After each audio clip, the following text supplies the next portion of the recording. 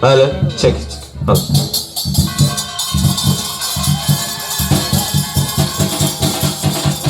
प्रथमे गुरु को टिके स्मरण कला परे कहबी तीन प्रकार संपर्क केमिति आपण मानक सहित रही हुए तो बहुत लोक माने प्रथम थर पाई मते देखुथिबे किंतु ये जो शरीर आपण प्रथम थर पाई देखुचंती किंतु वास्तविक संपर्क तीन प्रकार बहुत आगुरी रही प्रथमे गुरु को टिके स्मरण करनेबा तापर हमर कार्यक्रम आमे आरंभ करबा अखंड मंडलाकारं व्याप्तजेन चराचरं तप्तदं दर्शितं जेन तस्मै श्री गुरवे नमः। गुरुर्ब्रह्मा गुरुर्विष्णु गुरुदेव महेश्वर साक्षात् परं ब्रह्म तस्मै श्री गुरवे नमः।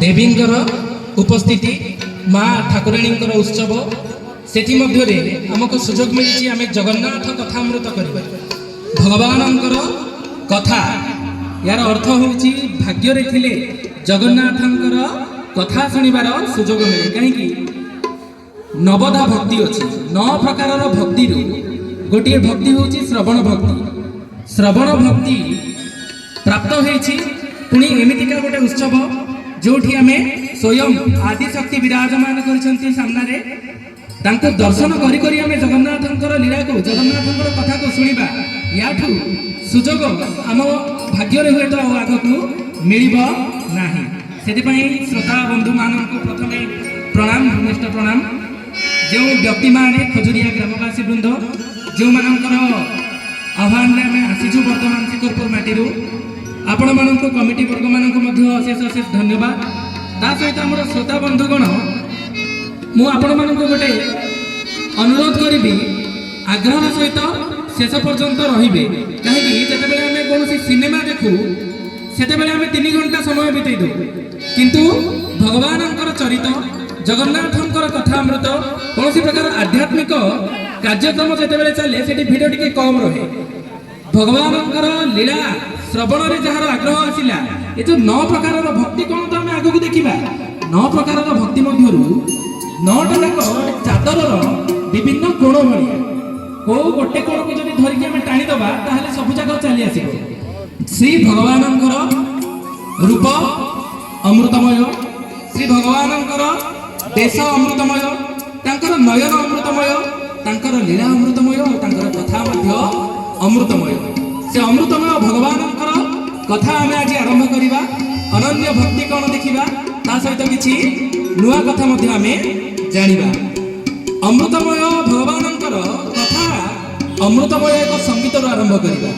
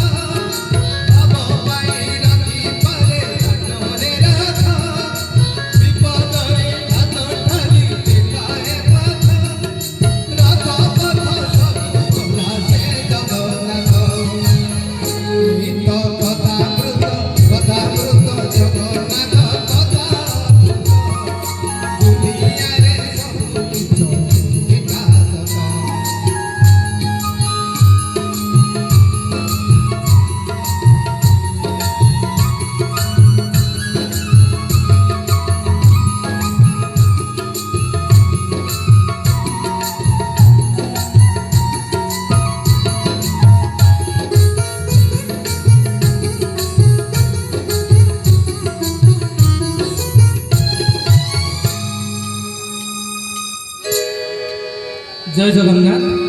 बर्तमान आम आमर जगन्नाथंकर कथामृत आरंभ करवा। जगन्नाथ यही नाम सहित ओडिया जाति अति परिचित। तो अनादि कालरू भगवान आमर माटी अच्छी, आमर दुखर साक्षी, सुखर साक्षी, आमर विपर्ययर साक्षी। जितेबाला बात्या आसे मन पड़ती कला ठाकुर, जितेबाला भल कथा किसी घटे ओडिशा रे मन पड़ती कला ठाकुर।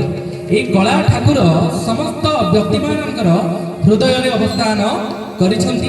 प्रेममय ठाकुर, भाव को बुझुथिबा ठाकुर, जी भाव को बुझे। यांको ना धन रे धरी हबो, ना ज्ञान रे धरी हबो, ना को साधना अछि जगन्नाथ को पाइबा पाई। केवल और केवल भक्ति द्वारा आमे भगवान को पाई परिबा। भाव द्वारा ही ये ठाकुर को बंधा जाई परिबो। सेति पई हमर ए जगन्नाथ नाम सहित ओडियावासी एते परिचित जे भाव जगन्नाथ सहित भाव अनन्य को अनादि जुगरु। आउ जगन्नाथ सहित आमे कौन ओडियावासी ताको पई गर्वित। से ठाकुर पई हम ओडिया माटी आज पवित्र होईची। त्रतया जुगरे रामचंद्र थिले, द्वापर रे कृष्ण अवतार, कली जुगरे ओडिशा माटी को भगवान चॉइस करिसंती, सिलेक्शन करिसंती। ताकर जो लीला खेला मानवीय लीला करिसंती खानते हमर एठी ओडिया माटी को से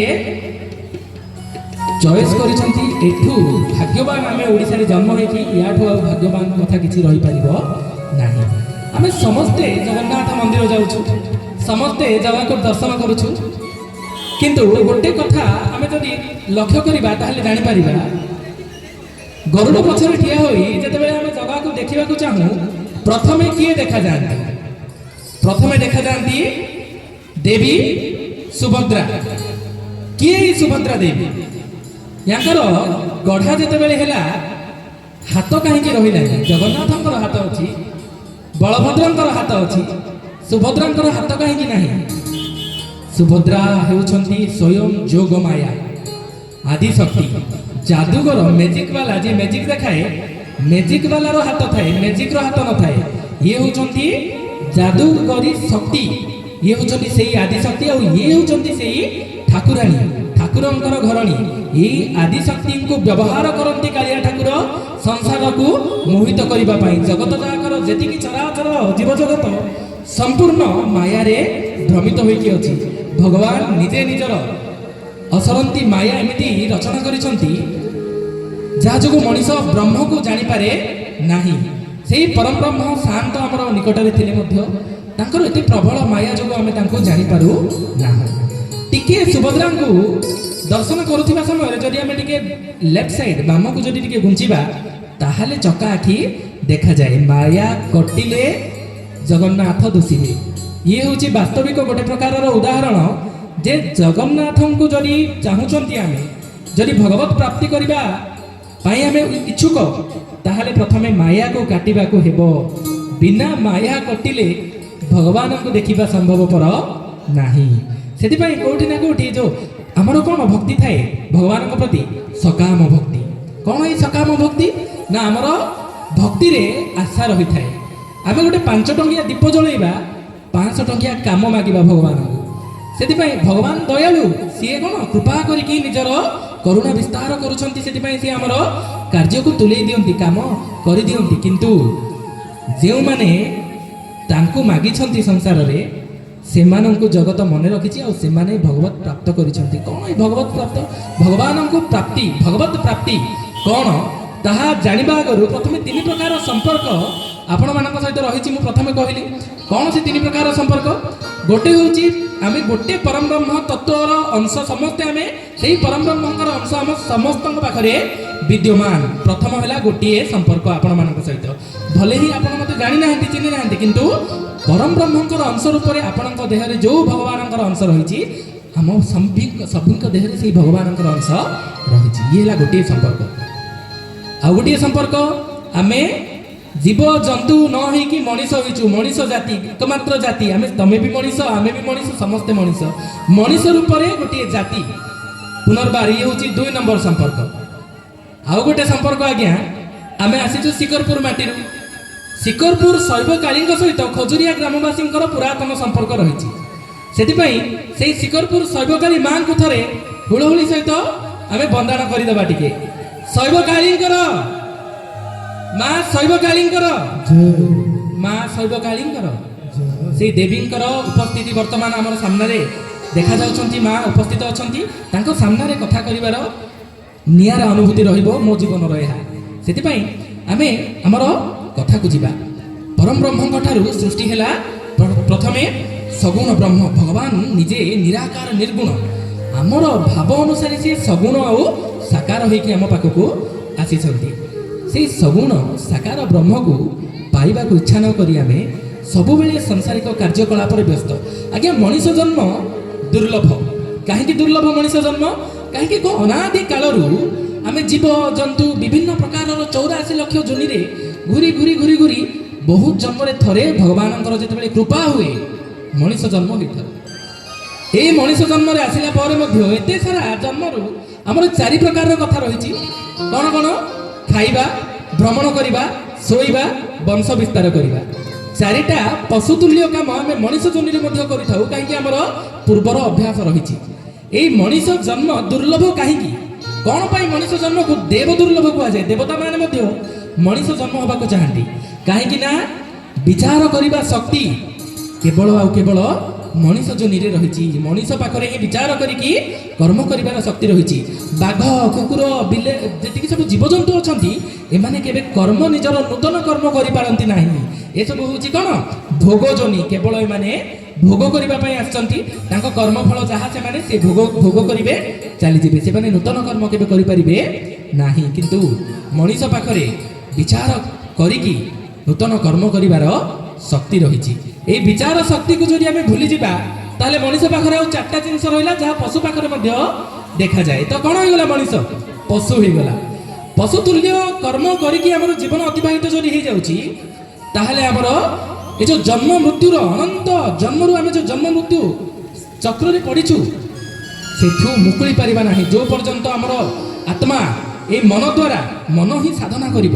ମନ ଦ୍ୱାରା ଆମେ ଆତ୍ମାକୁ ଯେଉଁ ପର୍ଯ୍ୟନ୍ତ ଭଗବାନଙ୍କ ଠାରେ ସମର୍ପିତ କରିନାହାନ୍ତି ବା ଭଗବାନଙ୍କୁ ଦର୍ଶନ କରିକି ଜନ୍ମ ମୃତ୍ୟୁ ଚକ୍ରରୁ ବାହାରି ନାହାନ୍ତି ସେ ପର୍ଯ୍ୟନ୍ତ ପୁନର୍ବାର ଆମକୁ ଗର୍ଭକୁ ଆସିବାକୁ ପଡ଼ିବ। ପୁନର୍ବାର ବିଭିନ୍ନ ପ୍ରକାର ଜୀବଜନ୍ତୁ ଯୋନିରେ ଘୁରିବାକୁ ପଡ଼ିବ, ଯେମିତି ଆମେ ଏପର୍ଯ୍ୟନ୍ତ ଘୁରୁଛନ୍ତି। ସେଥିପାଇଁ ମନକୁ ଥରେ ବୁଝେଇ ଦେବା ଦରକାର ଯେ ଏ ମନ କେତେ ଆଉ ବିଷୟ ପ୍ରତି ମୋହିତ ହବୁ।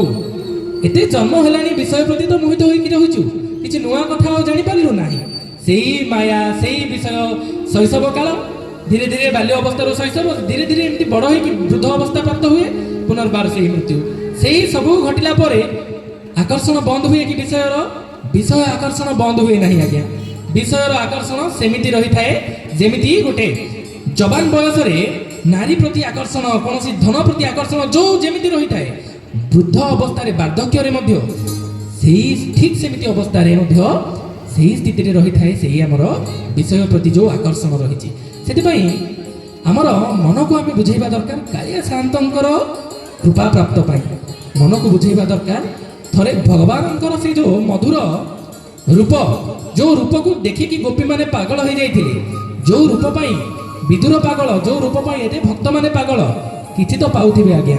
ଭଗବାନ ଯଦି ନଥାନ୍ତେ ତାହେଲେ ସାଧୁସନ୍ତମାନେ ଏତେ ଦିନ ପର୍ଯ୍ୟନ୍ତ କାହା ପାଇଁ ବଞ୍ଚୁଛନ୍ତି? ସେମାନେ ସନ୍ନ୍ୟାସ ଧର୍ମ କାହା ପାଇଁ ନେଉଛନ୍ତି? ଭକ୍ତମାନେ କାହା ପାଇଁ ଲୁହ ଝରଉଛନ୍ତି? କିଛି ନାହିଁ, ଖାଲିରେ କ'ଣ ନୁହଁ। ଭଗବାନଙ୍କର କୃପା ଭକ୍ତି ମାର୍ଗରେ ଆସିଥାଏ। ଯେଉଁ ଭକ୍ତମାନେ, ଯେଉଁ ସନ୍ନ୍ୟାସୀମାନେ, ଯେଉଁମାନେ ଭଗବାନଙ୍କୁ ଅନନ୍ୟ ଚିନ୍ତତେ ମା, ଅନନ୍ୟ ଚିନ୍ତା, ଏଇ ଅନନ୍ୟ ଚିନ୍ତା ଆମେ କରିପାରୁନାହୁଁ। ଇଏ ହେଉଛି ମୁଖ୍ୟ ଅସୁବିଧା। ଆମର ଭକ୍ତି ଅଛି, କିଛି କିଛି ମାତ୍ରାରେ ଆମେ ଭଗବାନଙ୍କୁ ସ୍ମରଣ କରୁଛୁ, କିଛି କିଛି ମାତ୍ରାରେ ଆମେ ଚାହୁଁଛୁ ଭଗବାନଙ୍କୁ ପ୍ରାପ୍ତ କରିବା, କିନ୍ତୁ ଯେତେବେଳେ ସଂସାରର କଥା ଆସୁଛି ଆମ ମନରେ ଏକମାତ୍ର କଥା ଆସିଯାଉଛି ସଂସାର ଅଧିକ ପ୍ରିୟ ଲାଗେ ଆମକୁ।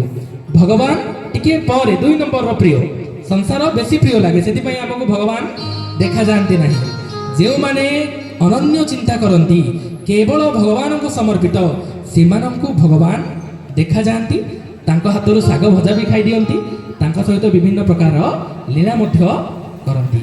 ଅନନ୍ୟ ଏକ ଭକ୍ତର କାହାଣୀ ଆଜି ଆମେ ଦେଖିବା। ସେଇ ଭକ୍ତ ଏମିତିକା ଏକ ଭକ୍ତ ଯାହାର କର୍ମରୁ ଆମେ ତ ଜାଣିପାରିବାନି ସେ ଭକ୍ତ ବୋଲି, କିନ୍ତୁ ଭଗବାନ କାରଣ ଦେଖିକି କୃପା କରନ୍ତିନି। ମଣିଷ ନୁହନ୍ତି ଆଜ୍ଞା ଭଗବାନ। କାରଣ ଥିବ, କିଛି କାରଣ ଥିଲେ ହିଁ ଆମେ କାହାକୁ ସାହାଯ୍ୟ କରିବା। କୌଣସି ପ୍ରକାରର ଯଦି ଫାଇଦା ଆସୁଥିବ ତାହେଲେ ଆମେ ତାକୁ ପ୍ରିୟ ବୋଲି ମାନିବା। ଭଗବାନ ଖାଲିରେ କରୁଣା କରନ୍ତି। ଆମର କାଳିଆ ଶାନ୍ତ କରୁଣାମୟ ଠାକୁର, କୃପାମୟ ଠାକୁର, ସେ ଦେଖିକି କୃପା କରନ୍ତିନି। ଯୋଗ୍ୟତା ଯଦି ଭଗବାନ ଦେଖିବେ ଆମେ କେତେ ଯୋଗ୍ୟ ଆଜ୍ଞା।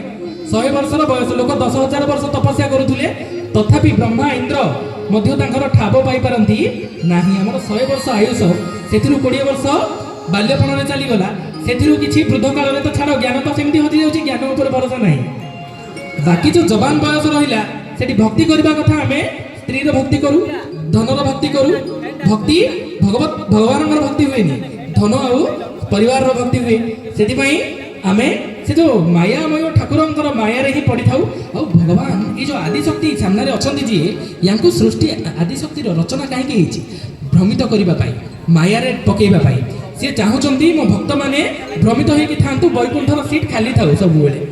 ନାଇକି ଲକ୍ଷ୍ମୀ ମା ଆମର ପାଦ ସେବା କରୁଛନ୍ତି, ଏମିତି କୋଟି ଲକ୍ଷ୍ମୀ ପାଦ ସେବା କରୁଛନ୍ତି ଆଜ୍ଞା। ଭଗବାନଙ୍କର ପାଦ ସେବା ପାଇଁ ଲକ୍ଷ୍ମୀ ନିଜେ ଯାଇଛନ୍ତି। ଏମିତି ଠାକୁରକୁ ଛାଡ଼ି ଆମେ ମାୟାରେ ପଡ଼ିଥାଉଛୁ।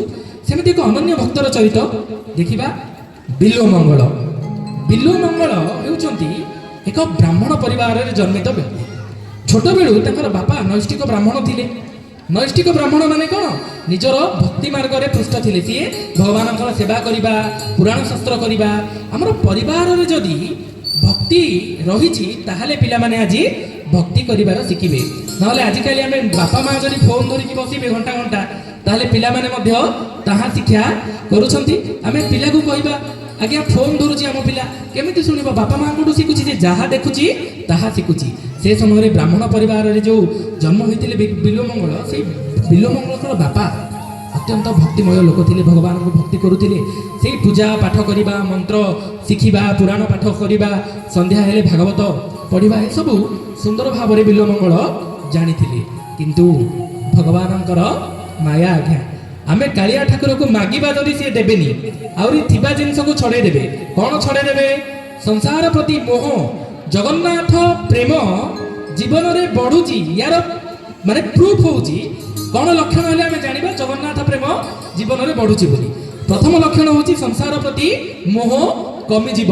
ଯେତେ ସବୁ ସଂସାରିକ ବ୍ୟକ୍ତି ଆମକୁ ପ୍ରିୟ ଲାଗୁଥିଲେ, ସେମାନେ ସମସ୍ତେ ଧୀରେ ଧୀରେ ଧୀରେ ଏମିତି ବ୍ୟବହାର କରିବେ ଯାହାଦ୍ୱାରା ଆମେ ଜାଣିଦେବା ଯେ ବାସ୍ତବରେ ସଂସାର କୌଣସି ବ୍ୟକ୍ତି ଆମର ପ୍ରିୟ ନୁହଁ। ସ୍ୱାର୍ଥ ଅନୁସାରେ ସମସ୍ତେ କାର୍ଯ୍ୟ କରନ୍ତି। ନିଜର ସ୍ୱାର୍ଥ ଥିବ, ବଢ଼ିଆ ସେ ବ୍ୟବହାର କରିବେ। ଯଦି ସ୍ୱାର୍ଥ ଚାଲିଗଲା ତାହେଲେ ସେଇ କ'ଣ ଆଉ କାମରେ ଆମେ ଆସିବା ନାହିଁ। এই যে ভাবনা বুঝাইবা জগন্নাথ বিভিন্ন প্রকার লীলা করে থাকে। বিল্বমঙ্গলଙ୍କ জীবନରେ গোটে অদ্ভুত ঘটনা ঘটিলা আজ্ঞা। বিল্বমঙ্গলଙ୍କର ভক্তির স্রোত বাপাঙ্কঠু আসুଥିଲା। পরবর্তী সময়ে বাপাঙ্কর মৃত্যু হয়েগলা। বিল্বমঙ্গলଙ୍କର বাপাঙ্কর মৃত্যু হয়েগলা। ধীরে ধীরে সময় এমিতি আসিব যেতেবেলে যোউঠু ভক্তি আমাকে মিলুছি মায়া তাকু হি রুন্ধি দেব আজ্ঞা। মায়ার কার্য হচ্ছে ভগবানଙ୍କଠୁ দূরেই নেবা। বিল্বমঙ্গলଙ୍କର ভক্তি কোঠু জাগ্রত হইতুলা? বাপাঙ্কঠু। সেটিপাই বাপাঙ্ক সে কোন কলে? মায়া দ্বারা বাপাঙ্কর জীবন চালিগলা। সে বিল্বমঙ্গলঠু বাপাঙ্কু দূরেই দেলে। যাদ্বারা বিল্বমঙ্গল যদি সেই ভক্তিকে দৃঢ় ভাব ধরি থাকে তাহলে হুয়েত আগুক বড়ি থাকে। কিন্তু কুসঙ্গ কোন এই কুসঙ্গ? যে ব্যক্তির উপস্থিতি ভগবত প্রেম জাগ্রত করে, যে ব্যক্তিকে দেখিলা মাত্রে শ্রী বিষ্ণু মনে পড়ନ୍ତି, শ্রীকৃষ্ণ মনে পড়ନ୍ତି, জগন্নাথ মনে পড়ନ୍ତି, যে ব্যক্তির কথা দ্বারা ভগবত মার্গরে মন যায়, যে ব্যক্তি যোগু আমার মন ভগবানଙ୍କଠାରେ লাগিଯାଏ, সেই ব্যক্তি হচ্ছে কোন? সৎসঙ্গী ব্যক্তি। ভগবানଙ୍କର পরিকর নহলে ভগবানଙ୍କର কথা কহিবা, ভগবানଙ୍କର লীলা শ্রবণ করিবা ই দুর্লভ আজ্ঞা। ভগবানଙ୍କ বিষয়ে চর্চা করিবা দুর্লভ কথা। সাংসারিক বিষয় বস্তুর সেবন করিবা স্বাভাবিক। যোউঠি খোঁজিবে সেইটি সাংসারিক জিনিস মিলিଯିବ। ভগবানଙ୍କ আড়ে মন টানি যদি হଉଛି তাহলে কোউঠি না কোউঠি আমি কোন দুর্লভ প্রকারর ফলকু ভোগ করুছু। সেটিপাই যদি সৎসঙ্গ মিলিলানি জীবନରେ তাহলে মিলিব কোন? কুসঙ্গ। বিল্বমঙ্গল কুসঙ্গরে পড়িগলে আজ্ঞা। থরে এবে যেমতি আমার এটি কোন প্রবচন চালছি ভগবান জগন্নাথଙ୍କର, গহଳି ଆମେ ଦେଖୁଛନ୍ତି କେମିତି ରହିଛି। ମେଲୋଡି ଆଜ୍ଞା ଚାଲୁଥିଲା। ଗୋଟେ ବେଶ୍ୟା ଆସିଥିଲା ତାଙ୍କ ଗ୍ରାମକୁ, ଚିନ୍ତାମଣି ନାମ। ଚିନ୍ତାମଣି ନାମରେ ଯେଉଁ ବେଶ୍ୟା ବିଲ୍ୱମଙ୍ଗଳଙ୍କର ଗ୍ରାମକୁ ଆସିକି ନାଚ ଗୋଟେ ପ୍ରୋଗ୍ରାମ ଥିଲା, ନାଚ ଚାଲିଛି। କଳ୍ପନା କରନ୍ତୁ ନାଚ ପ୍ରୋଗ୍ରାମ ଯଦି ରହୁଛି କେମିତି ଭିଡ଼ ହେବ, ଅପେରା ଯଦି ଚାଲିଛି କେମିତି ଭିଡ଼ ହେଉଛି। କିନ୍ତୁ ଭଗବାନଙ୍କର କୀର୍ତ୍ତନ, ଭଗବାନଙ୍କର କଥା, ଭଗବାନଙ୍କର ଲୀଳାର ଶ୍ରବଣ ପାଇଁ ଭିଡ଼ ସଂଖ୍ୟା କମୁଛି। ଏଠୁ ଆମେ ଜାଣିବା ଦରକାର ଯେ ଭଗବତ ମାର୍ଗରେ ଅନୁରାଗ ଭଗବାନଙ୍କ କୃପାରେ ହେଇଥାଏ। ଯେଉଁମାନେ ଏଠି ଅଛନ୍ତି ସେମାନଙ୍କୁ ଅଶେଷ ଭଗବାନଙ୍କର କୃପା ଯେ ସେମାନେ ଶୁଣିବା ପାଇଁ ବସିଛନ୍ତି। ବର୍ତ୍ତମାନ ଏମାନଙ୍କ ପାଇଁ ପ୍ରଥମେ ଗୋଟେ କରତାଳି ହେଇଯାଉ ଆଜ୍ଞା। ଦୁର୍ଲଭ କଥା ଗୋଟେ ଭଗବାନଙ୍କର ଚର୍ଚ୍ଚା ଶୁଣିବା ଏତେ ସହଜ କଥା ନାହିଁ। ଧୀରେ ଧୀରେ କ'ଣ ହେଲା, ସତ୍ସଙ୍ଗରୁ ମନ କଟିଗଲା, କୁସଙ୍ଗରେ ମନ ଲାଗିଗଲା। କାହାର? ବିଲ୍ୱମଙ୍ଗଳଙ୍କର। ସେଇ ବେଶ୍ୟାର ନାଚ ଦେଖିକି ଇଏ ସାଙ୍ଗେ ସାଙ୍ଗେ ମୋହିତ ହୋଇଗଲେ। ନାରୀକୁ ଭଗବାନ ଗଠନ କରିଛନ୍ତି ଧନ ଦ୍ୱାରା, ଭୂମି ଦ୍ୱାରା। ଯଦି ମନ ଭକ୍ତର ଭ୍ରମିତ ହେଲାନି ତାହେଲେ ତା ଜୀବନରେ ନାରୀ ପ୍ରକଟ ହେବେ, ନାରୀ ଆସିଯିବେ। ନାରୀ ରୂପରେ ସ୍ୱୟଂ ଭଗବାନ ଲୀଳା କରନ୍ତି। ନିଜ ଭକ୍ତକୁ ଭ୍ରମିତ କରିବା ପାଇଁ ଗୋଟେ ପ୍ରକାରର କ'ଣ ନାରୀ ରୂପରେ ଭଗବାନ ପ୍ରକଟ ହୁଅନ୍ତି, ଯାହାଦ୍ୱାରା ସେ ଜାଲରୁ ଆଉ ବଞ୍ଚି ପାରିବ ନାହିଁ। ବ୍ରହ୍ମା ଶିବ ପର୍ଯ୍ୟନ୍ତ ମୋହିତ ହୋଇଯାଆନ୍ତି ନାରୀଙ୍କର ମାୟାରେ। ସେଥିପାଇଁ ଭଗବାନଙ୍କର ମାୟାକୁ ଶିବ ମଧ୍ୟ ଡରନ୍ତି ଆଜ୍ଞା। ଭୟଙ୍କର ମାୟା, ପ୍ରଚଣ୍ଡ ମାୟା ରଚନା କରନ୍ତି। ଥରେ ଦିନକର କଥା, ଶିବ ଧ୍ୟାନମଗ୍ନ ଅଛନ୍ତି, ମହାଦେବ ଆମର ଧ୍ୟାନମଗ୍ନ ଅଛନ୍ତି। ସେଇ ସମୟରେ ଅମୃତ କଥା ତ ଆମେ ଜାଣିଛନ୍ତି, ଅମୃତ କେମିତି ଜାତ ହେଲା, ଧୀରେ ଧୀରେ କେମିତି ଭଗବାନ ମୋହିନୀ ରୂପ ନେଲେ। ସେ ମୋହିନୀ ରୂପ ଏତେ ସୁନ୍ଦର ଥିଲା ଯେ ସେ ମୋହିନୀ ରୂପକୁ ଦେଖିବା ପାଇଁ ଦେବତାମାନେ ମଧ୍ୟ ବ୍ୟାକୁଳ ହୋଇଗଲେ, ବା ମୋହିନୀ ରୂପକୁ ଦେଖିକି ସେମାନେ ଚକିତ ହୋଇଗଲେ। ସମସ୍ତେ କେବଳ କାମ ଭାବରେ ମୋହିନୀକୁ ଚାହିଁ ରହିଲେ। ଭଗବାନ କାହାକୁ ମଧ୍ୟ ଥରେ ମଧ୍ୟ ନିଜ ମୋହିନୀ ରୂପରେ ଦେଖିଲେ ନାହିଁ, ଅନେଇଲେ ନାହିଁ। କିନ୍ତୁ ଜଣେ ଏକମାତ୍ର ଦେବତା ଯାହାକୁ ଆମେ ସକାଳ ପାଇଲେ ଜଳ ଅର୍ପଣ କରୁ, କିଏ ସେଇ ଦେବତା ଆଜ୍ଞା? ସୂର୍ଯ୍ୟନାରାୟଣ। ସୂର୍ଯ୍ୟନାରାୟଣ ମୋହିନୀ ରୂପକୁ ଦେଖି ମୋହିତ ହେଲେ ନାହିଁ। ତାଙ୍କ ମନରେ ଭାବନା ଉଠିଲା ଯେ କାଳେ ଏମିତିକା ଗୋଟେ ସୁନ୍ଦର କନ୍ୟା ଆମର ଝିଅ ରୂପରେ ପ୍ରକଟ ହୋଇଥାନ୍ତା। ମାନେ ସିଏ ଗୋଟେ ସନ୍ତାନର ଭାବ କଲେ ମୋହିନୀଙ୍କୁ ଦେଖିକି। ଭଗବାନ ସିଧା ନିଜର ଭୃଙ୍ଗ ନୟନରେ ସିଧା ଅନେଇଲେ ସୂର୍ଯ୍ୟ ଦେବତାଙ୍କୁ। ସୂର୍ଯ୍ୟ ଦେବତା କହିଲେ, ହଉ ଭାଗ୍ୟ ପ୍ରଭୁ, ଏତେ ସାରା ଦେବତା ଠିଆ ହେଇଛନ୍ତି, ଆପଣ କାହାକୁ ଚାହିଁଲେନି, ମତେ ଚାହିଁଲେ। ଭଗବାନ କହିଲେ, ତମର ଭାବ ସନ୍ତାନର ଭାବ ଥିଲା, କାମର ଭାବ ନୁହଁ। କାମର ଭାବ ଦେବତା ମାନେ କରୁଛନ୍ତି ମତେ ଦେଖିକି। ସ୍ୱୟଂ ମତେ ଡାକିଲେ ମୋହିନୀ ରୂପରେ, ଆପଣ ରକ୍ଷା କରନ୍ତୁ ରାକ୍ଷସ ମାନଙ୍କଠୁ ଅମୃତକୁ। ମୁଁ ଆସିଲା ପରେ ମୋହିତ ହୋଇଯାଉଛନ୍ତି। ତ ଆପଣଙ୍କୁ ମୁଁ ଆପଣଙ୍କର ମନସ୍କାମନା ନିଶ୍ଚୟ ପୂର୍ଣ୍ଣ କରିବି। କିନ୍ତୁ ମୋର ସାମାନ୍ୟ ରୂପ କୃଷ୍ଣ ରୂପ, ବିଷ୍ଣୁ ରୂପ, ଇଏ ପୁରୁଷ ରୂପ ଆଜ୍ଞା। ମୋହିନୀ ରୂପରେ ଯେତେବେଳେ ମୁଁ ନାରୀ ରୂପରେ ଯେତେବେଳେ ଅବତାର ନେବି, এই ଅବତାର ପାଇଁ କ'ଣ ଦରକାର? ତପସ୍ୟା ଦରକାର। 10,000 ବର୍ଷ ଆପଣ ତପସ୍ୟା କଲା ପରେ ମତେ ମୋହିନୀ ରୂପରେ ଆପଣ ପ୍ରାପ୍ତ କରିବେ।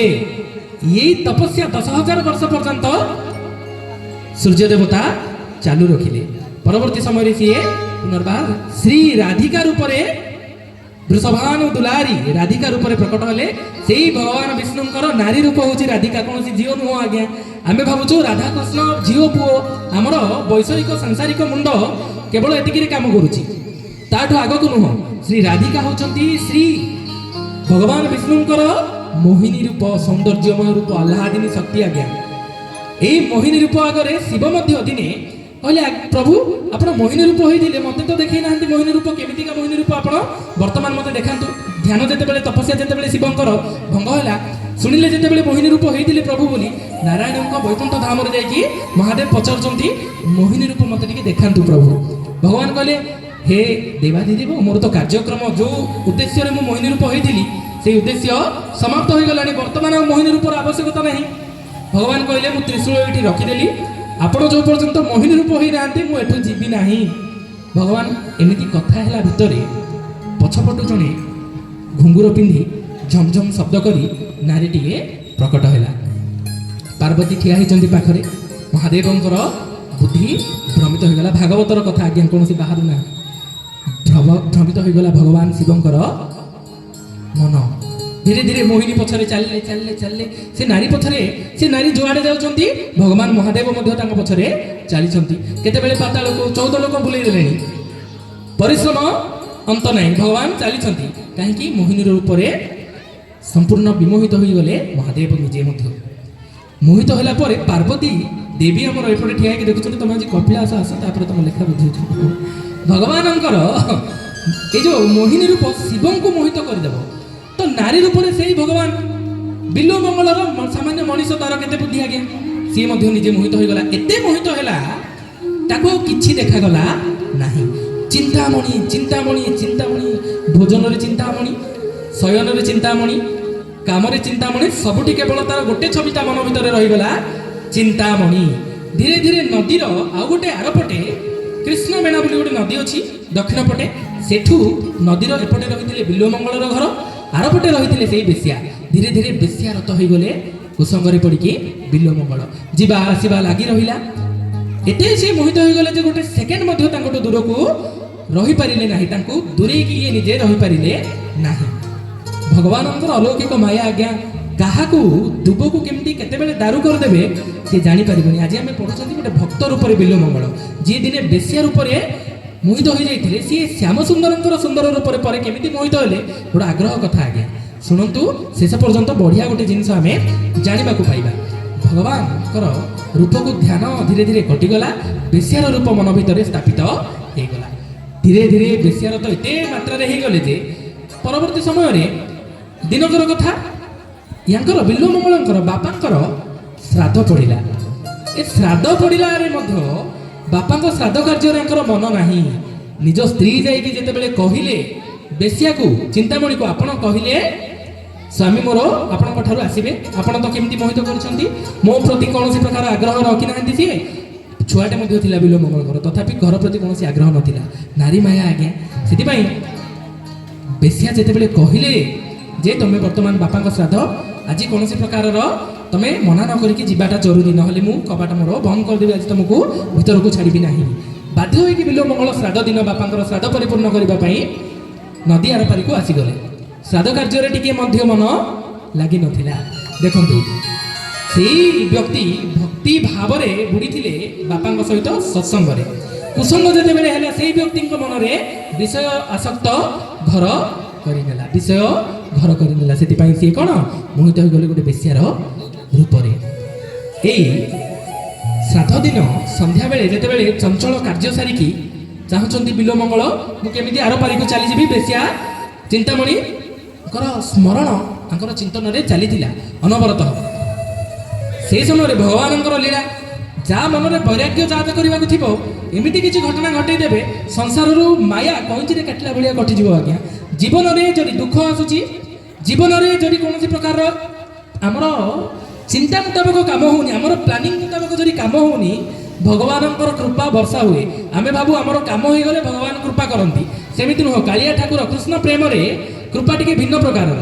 ସଂସାରରୁ ମୋହକୁ କାଟିଦେବେ ଆଜ୍ଞା, ସଂସାରରୁ ମୋହ କଟିଯିବ, କୌଣସି ବ୍ୟକ୍ତି ପ୍ରିୟ ଲାଗିବେନି, ଚିନ୍ତା ଅନୁସାରେ କୌଣସି କାର୍ଯ୍ୟକ୍ରମ ହବନି, ନିଜ ପ୍ଲାନିଂ ଥିବ ଗୋଟେ ଆଡ଼େ, କ'ଣ ଗୋଟେ ଘଟିଯିବ।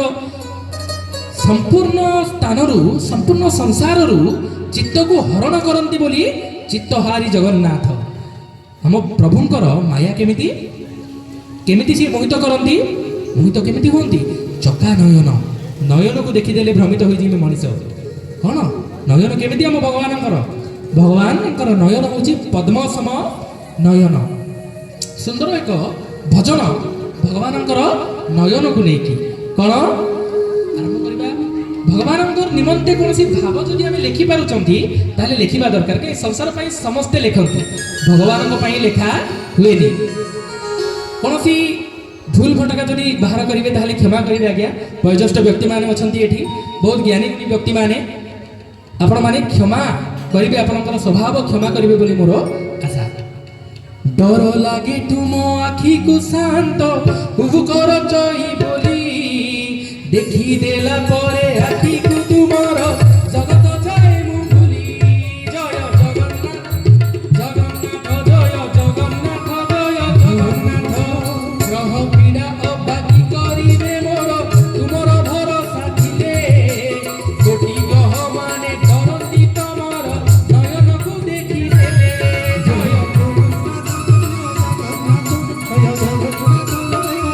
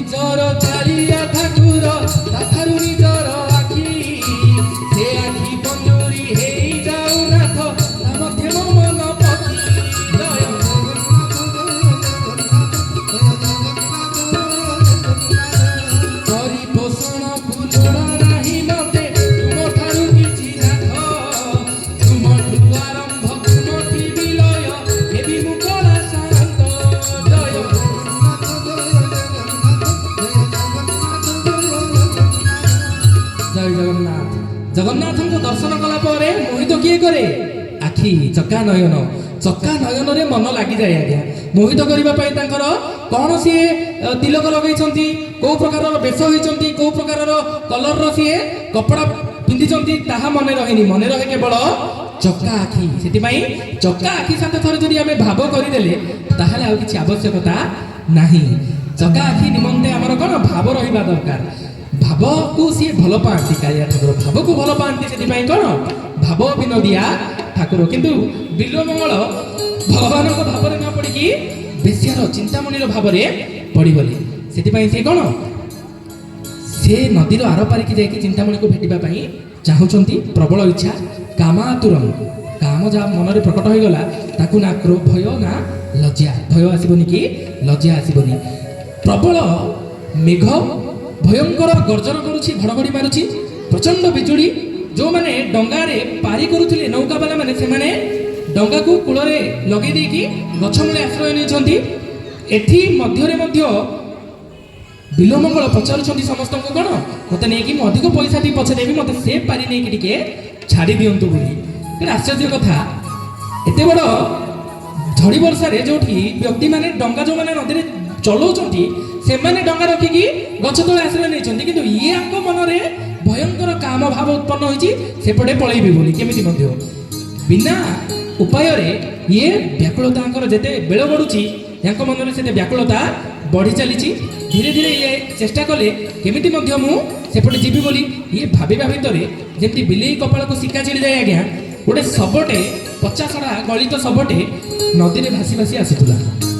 ବିଲ୍ୱମଙ୍ଗଳ ନଜର ଯେତେବେଳେ ପଡ଼ିଲା ସେ ତ କାମରେ ବୁଦ୍ଧି ଭ୍ରଷ୍ଟ ହୋଇଯାଇଛି, ତାଙ୍କୁ ଗୋଟେ କାଠ ଭଳିଆ ଦେଖାଗଲା। ସିଏ ତା ସାହାରାରେ ନଦୀ ପାର ହୋଇଗଲେ ଆଜ୍ଞା। ଗୋଟେ ଶବ ପଚାସଢ଼ା ଗଳିତ ଶବର ସାହାରାରେ ବିଲ୍ୱମଙ୍ଗଳ ନଦୀ ପାର ହେଇଗଲେ, ଆରପଟେ ଚାଲିଗଲେ। ସେଠି ଓହ୍ଲେଇକି ସେ ପର୍ଯ୍ୟନ୍ତ ତାଙ୍କର ହୋସ୍ ନାହିଁ ଇଏ କାହା ସାହାରାରେ ଆସିଛନ୍ତି। ନିଜ ଦେହରୁ ଦୁର୍ଗନ୍ଧ ବାହାରୁଛି, ଶବର ପୁଜ ରକ୍ତ ଯାହା ସବୁ ସଢ଼ି ଯାଇଥିଲା ତାହା ସବୁ ଆମ ଦେହ ସାରା ଲାଗିଯାଇଛି। ଏତେ ଭୟଙ୍କର ସ୍ଥିତି ଯେଉଁଠି ବନ୍ୟଜନ୍ତୁ ମାନଙ୍କର ମଧ୍ୟ ଶବ୍ଦ ଧୀରେ ଧୀରେ ଶୁଭୁଛି, ସେଠି ବିଲ୍ୱମଙ୍ଗଳ ସାହସିକତାର ସହିତ ନଦୀ ପାର ହେଇଗଲେ। ସେମିତି ଚିନ୍ତାମଣିକୁ କବାଟ ଭିତର ଆଡ଼ୁ ପଡ଼ିଯାଇଛି। ଶ୍ରାଦ୍ଧ ତ ଆଜି କ'ଣ ଆସିବ କି କିଏ, ସିଏ ଭିତର ଆଡ଼ୁ କବାଟ ପକେଇକି ଆରାମରେ ଶୋଇଛନ୍ତି ଚିନ୍ତାମଣି। ବିଲ୍ୱମଙ୍ଗଳ ଝଡ଼ି ବର୍ଷା ହେଉଛି ଶୁଭିଲାନି। ବିଲ୍ୱମଙ୍ଗଳ ବହୁତ ପ୍ରକାର ଚେଷ୍ଟା କଲେ ଡାକିବାକୁ, ଶୁଭିଲାନି। ଯେତେବେଳେ ୟାଙ୍କୁ ଗୋଟେ ଦଉଡ଼ି ସଦୃଶ ଅନ୍ଧାର ରାତିରେ ବିଜୁଳି ଆଲୁଅରେ ଦେଖାଗଲା କିଛି, ସେ ଦଉଡ଼ିଟାକୁ ଧରିକି ଆଜବେଷ୍ଟ ଉପରକୁ ପ୍ରଥମେ ଚଢ଼ିଗଲେ, ତାଙ୍କ ଛାତ ଚାଳ ଉପରକୁ। ହାଲକା ଥିଲା ଚାଳ, ବର୍ଷାରେ ବତୁରି ଯାଇଥିଲା ଆଜ୍ଞା, ସେ ଭିତରେ ଗଳି ପଡ଼ିଲେ। ଚିନ୍ତାମଣିର କକ୍ଷରେ ଗଳି ପଡ଼ିଲେ ବିଲ୍ୱମଙ୍ଗଳ। ଏତେବେଳକୁ ବିଲ୍ୱମଙ୍ଗଳ ଯେତେବେଳେ ସେ ପଡ଼ିଯାଇଛନ୍ତି ତାଙ୍କ ଶବ୍ଦରେ ଚିନ୍ତାମଣିଙ୍କର ନିଦ ଭାଙ୍ଗିଲା। ସେ ଆଶ୍ଚର୍ଯ୍ୟ ହୋଇଗଲେ, କାହିଁକି ଇଏ ତ ଆସିବା ସମୟ ନାହିଁ, ଆଉ କବାଟ ତ ପଡ଼ିଛି, ଘର ଭିତରେ ଏମିତି ଶବ୍ଦ କୁଆଡ଼ୁ ଆସିଲା। ସିଏ ଆଶ୍ଚର୍ଯ୍ୟ ହୋଇକି ଯେତେବେଳେ ଦୀପ ଆଲୁଅରେ ଦେଖିଛନ୍ତି ବିଲ୍ୱମଙ୍ଗଳ ଛିଡ଼ା ହୋଇଛନ୍ତି। ପ୍ରଥମ ଆଶ୍ଚର୍ଯ୍ୟ ହେଲେ, ତମେ ଆସିଲ କେମିତି, ଭିତରକୁ ଆସିଲ କିପରି? ସେ ପଚାରିଛନ୍ତି ବିଲ୍ୱମଙ୍ଗଳକୁ। ବିଲ୍ୱମଙ୍ଗଳ ଏସବୁ ବର୍ଣ୍ଣନା ଯେତେବେଳେ କରିଛନ୍ତି, ଦୀପଟେ ଧରିକି ସିଏ ଯେତେବେଳେ ବାହାରକୁ ଯାଇକି ଦେଖିଛନ୍ତି ଯେଉଁ ଜିନିଷକୁ ଦୌଡ଼ି ବୋଲି ଧରିକି ଆସିଥିଲେ ସିଏ ଗୋଟେ ବିଷଧର କାଳ ସର୍ପ, ମାନେ ସାପଟାକୁ ମଧ୍ୟ ଇଏ ଜାଣିନାହାନ୍ତି, ଦୌଡ଼ି ବୋଲି ଧରିକି ଉପରକୁ ଚଢ଼ି ଯାଇଛନ୍ତି। କାମ ଭାବ ମସ୍ତିଷ୍କରେ ଜ୍ଞାନକୁ ହଜେଇ ଦିଏ। ସେଥିପାଇଁ କେମିତି ଘଟଣା ସବୁ ଘଟୁଛି ଆମକୁ ବିଭିନ୍ନ ପ୍ରକାର ମାଧ୍ୟମରେ ଆମେ ଶୁଣିବାକୁ ପାଉଛୁ। ବିଲ୍ୱମଙ୍ଗଳ ଏଠିକି ଦେଖିଲା ପରେ ଚିନ୍ତାମଣି ଯାଇଛନ୍ତି ନଦୀ କୂଳକୁ, କେମିତି ଆସିଲେ ଜାଣିବାକୁ, କାହିଁକି ଭୟଙ୍କର ଝଡ଼ି ବର୍ଷାରେ ଆଣିଲା କିଏ ଆଙ୍କୁ। ଦେଖିଲେ ଏ ଯେଉଁ ଦୁର୍ଗନ୍ଧରୁ ସିଏ ଜାଣିପାରିଲେ ଦୂରରୁ ଗୋଟେ ଶବ ପଡ଼ିଛି। ଏଇ କ୍ଷଣି ଏଇ ଶବ ପଡ଼ିବା ଦେଖିକି ଚିନ୍ତାମଣି କହିଲେ, ଆରେ ମୂର୍ଖ, ବାପାଙ୍କର ଶ୍ରାଦ୍ଧରେ ମଧ୍ୟ ତୁ ଏତେ କାମ ଆତୁର, ତୁ ଗୋଟେ ହାଡ଼ ମାଂସ ରକ୍ତରେ ଗଠିତ ଶରୀର ପ୍ରତି ଏତେ ଆସକ୍ତ, ତୁ ଗୋଟେ ଶବର ସାହାରା ନେଇକି ବାପାଙ୍କ ଶ୍ରାଦ୍ଧ ଦିନ ମଧ୍ୟ ତୁ ସମ୍ଭୋଗ ଇଚ୍ଛାରେ ଆସିଛୁ ମୋ ନିକଟକୁ, ପୁଣି ଗୋଟେ ସାପକୁ ଧରିକି। ଏଇ ବ୍ୟାକୁଳତା, ଏଇ ଆତୁରତା ଯଦି ଶ୍ୟାମ ସୁନ୍ଦରଙ୍କ ପ୍ରତି ହେଇଥାନ୍ତା ତାହେଲେ ତୁ ଆଜି ଭଗବତ ପ୍ରାପ୍ତ କରିସାରିଥାନ୍ତୁଣୁ। ତୋ ନୟନ ଧିକ୍, ତୋର ଜୀବନ, ତୁ ବ୍ରାହ୍ମଣ କୁଳରେ ଜନ୍ମ ହୋଇଛୁ, ଶ୍ରେଷ୍ଠ ଜାତି, ତୁ ଗୋଟେ ବେଶ୍ୟା ପ୍ରତି ଏତେ ଆକୃଷ୍ଟ ହୋଇଛୁ, ତୁ ଜାଣିପାରୁନୁ ବାପାଙ୍କ ଶ୍ରାଦ୍ଧରେ ଏମିତି କଣ୍ଡିସନରେ ତୁ ଆସିଛୁ ମୋ ପାଖକୁ। ଏଇ ପ୍ରେମ ତୋର ଯଦି ହେଇଥାନ୍ତା କୃଷ୍ଣଙ୍କ ପ୍ରତି ତାହେଲେ ବର୍ତ୍ତମାନ ତୁ ବୈକୁଣ୍ଠରେ ଭୋଗ କରୁଥାନ୍ତୁ।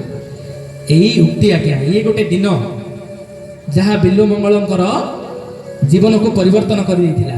କୋଉ ରୂପରେ ଭଗବାନ ଜ୍ଞାନ ଦେବେ ଗ୍ରହଣ କରିବା ଲୋକର ଯୋଗ୍ୟତା ଉପରେ ନିର୍ଭର କରୁଛି, କୋଉ ପ୍ରକାରରେ ଆମକୁ ଜ୍ଞାନ ମିଳିବ।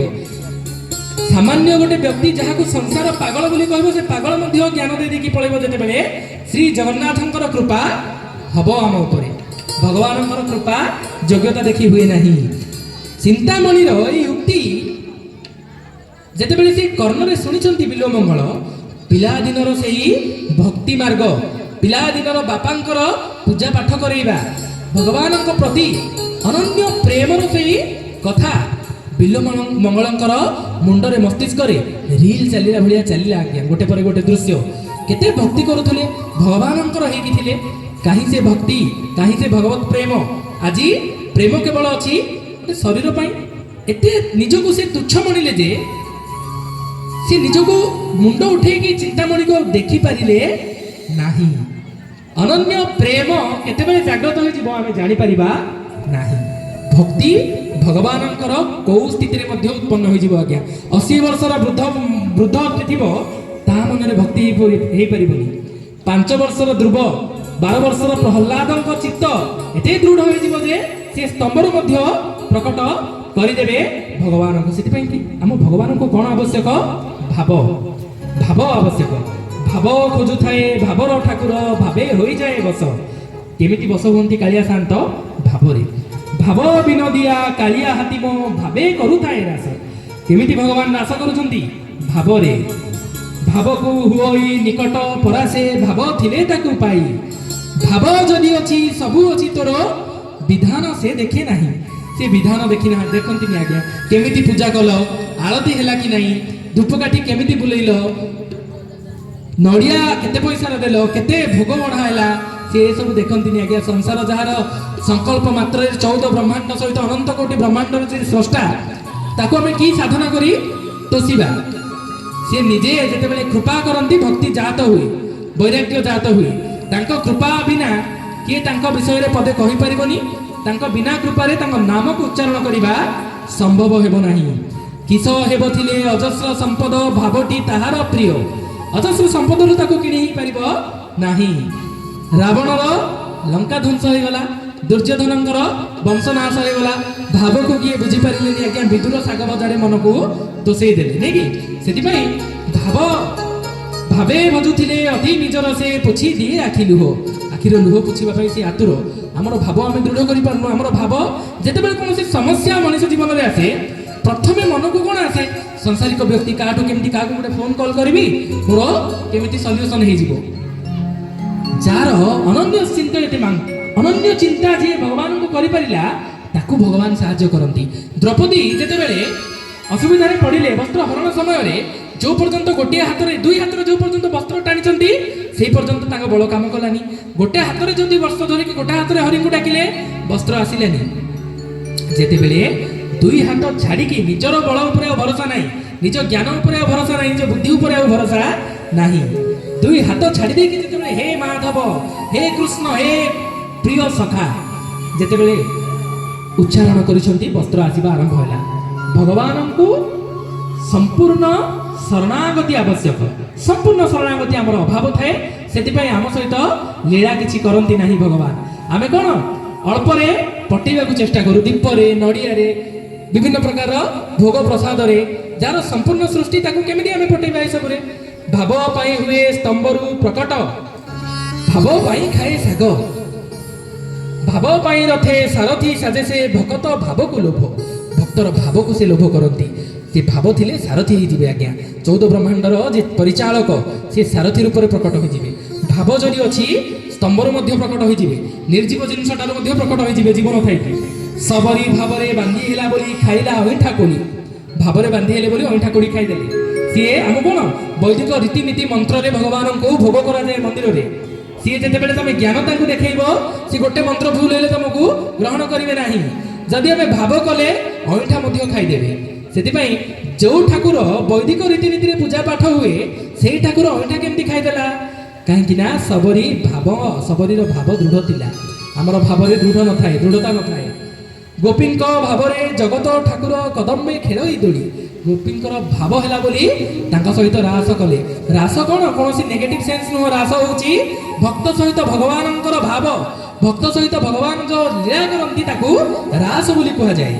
ଅସାଧ୍ୟ ଅଟେ ସେ ଅନନ୍ତ ମୁରାରୀ, ମୁରାରୀ ସେ ଅନନ୍ତ ଅସାଧ୍ୟ କିନ୍ତୁ ଅସୀମ ଶକ୍ତି ତାର। ତପ ଯୋଗ ଧ୍ୟାନ କେତେ ବା କରିବୁ, ଭାବ ଟିକେ ଦୃଢ଼ କର। ତପ କେତେ କରିହେବ ଅଳ୍ପ ବୟସ, ଧ୍ୟାନ କେତେ କରିହେବ, ବିଷୟ ଆସକ୍ତ ମନ 10 ମିନିଟ୍ ଆଖି ବନ୍ଦ କରିକି ବସି ହଉନି, ବିଷୟରେ ସାଙ୍ଗେ ସାଙ୍ଗେ ଲାଗିଯାଉଛି ମନ। କୌଣସି ଜାଗାରେ ଯଦି ଗଣ୍ଡଗୋଳ ଚାଲିଥିବ, ଝଗଡ଼ା ଚାଲିଥିବ, ଆମେ ଘର ଭିତରେ ଥିବା, ପ୍ରଥମେ କ'ଣ ଚାଲିଯିବ? କାନ।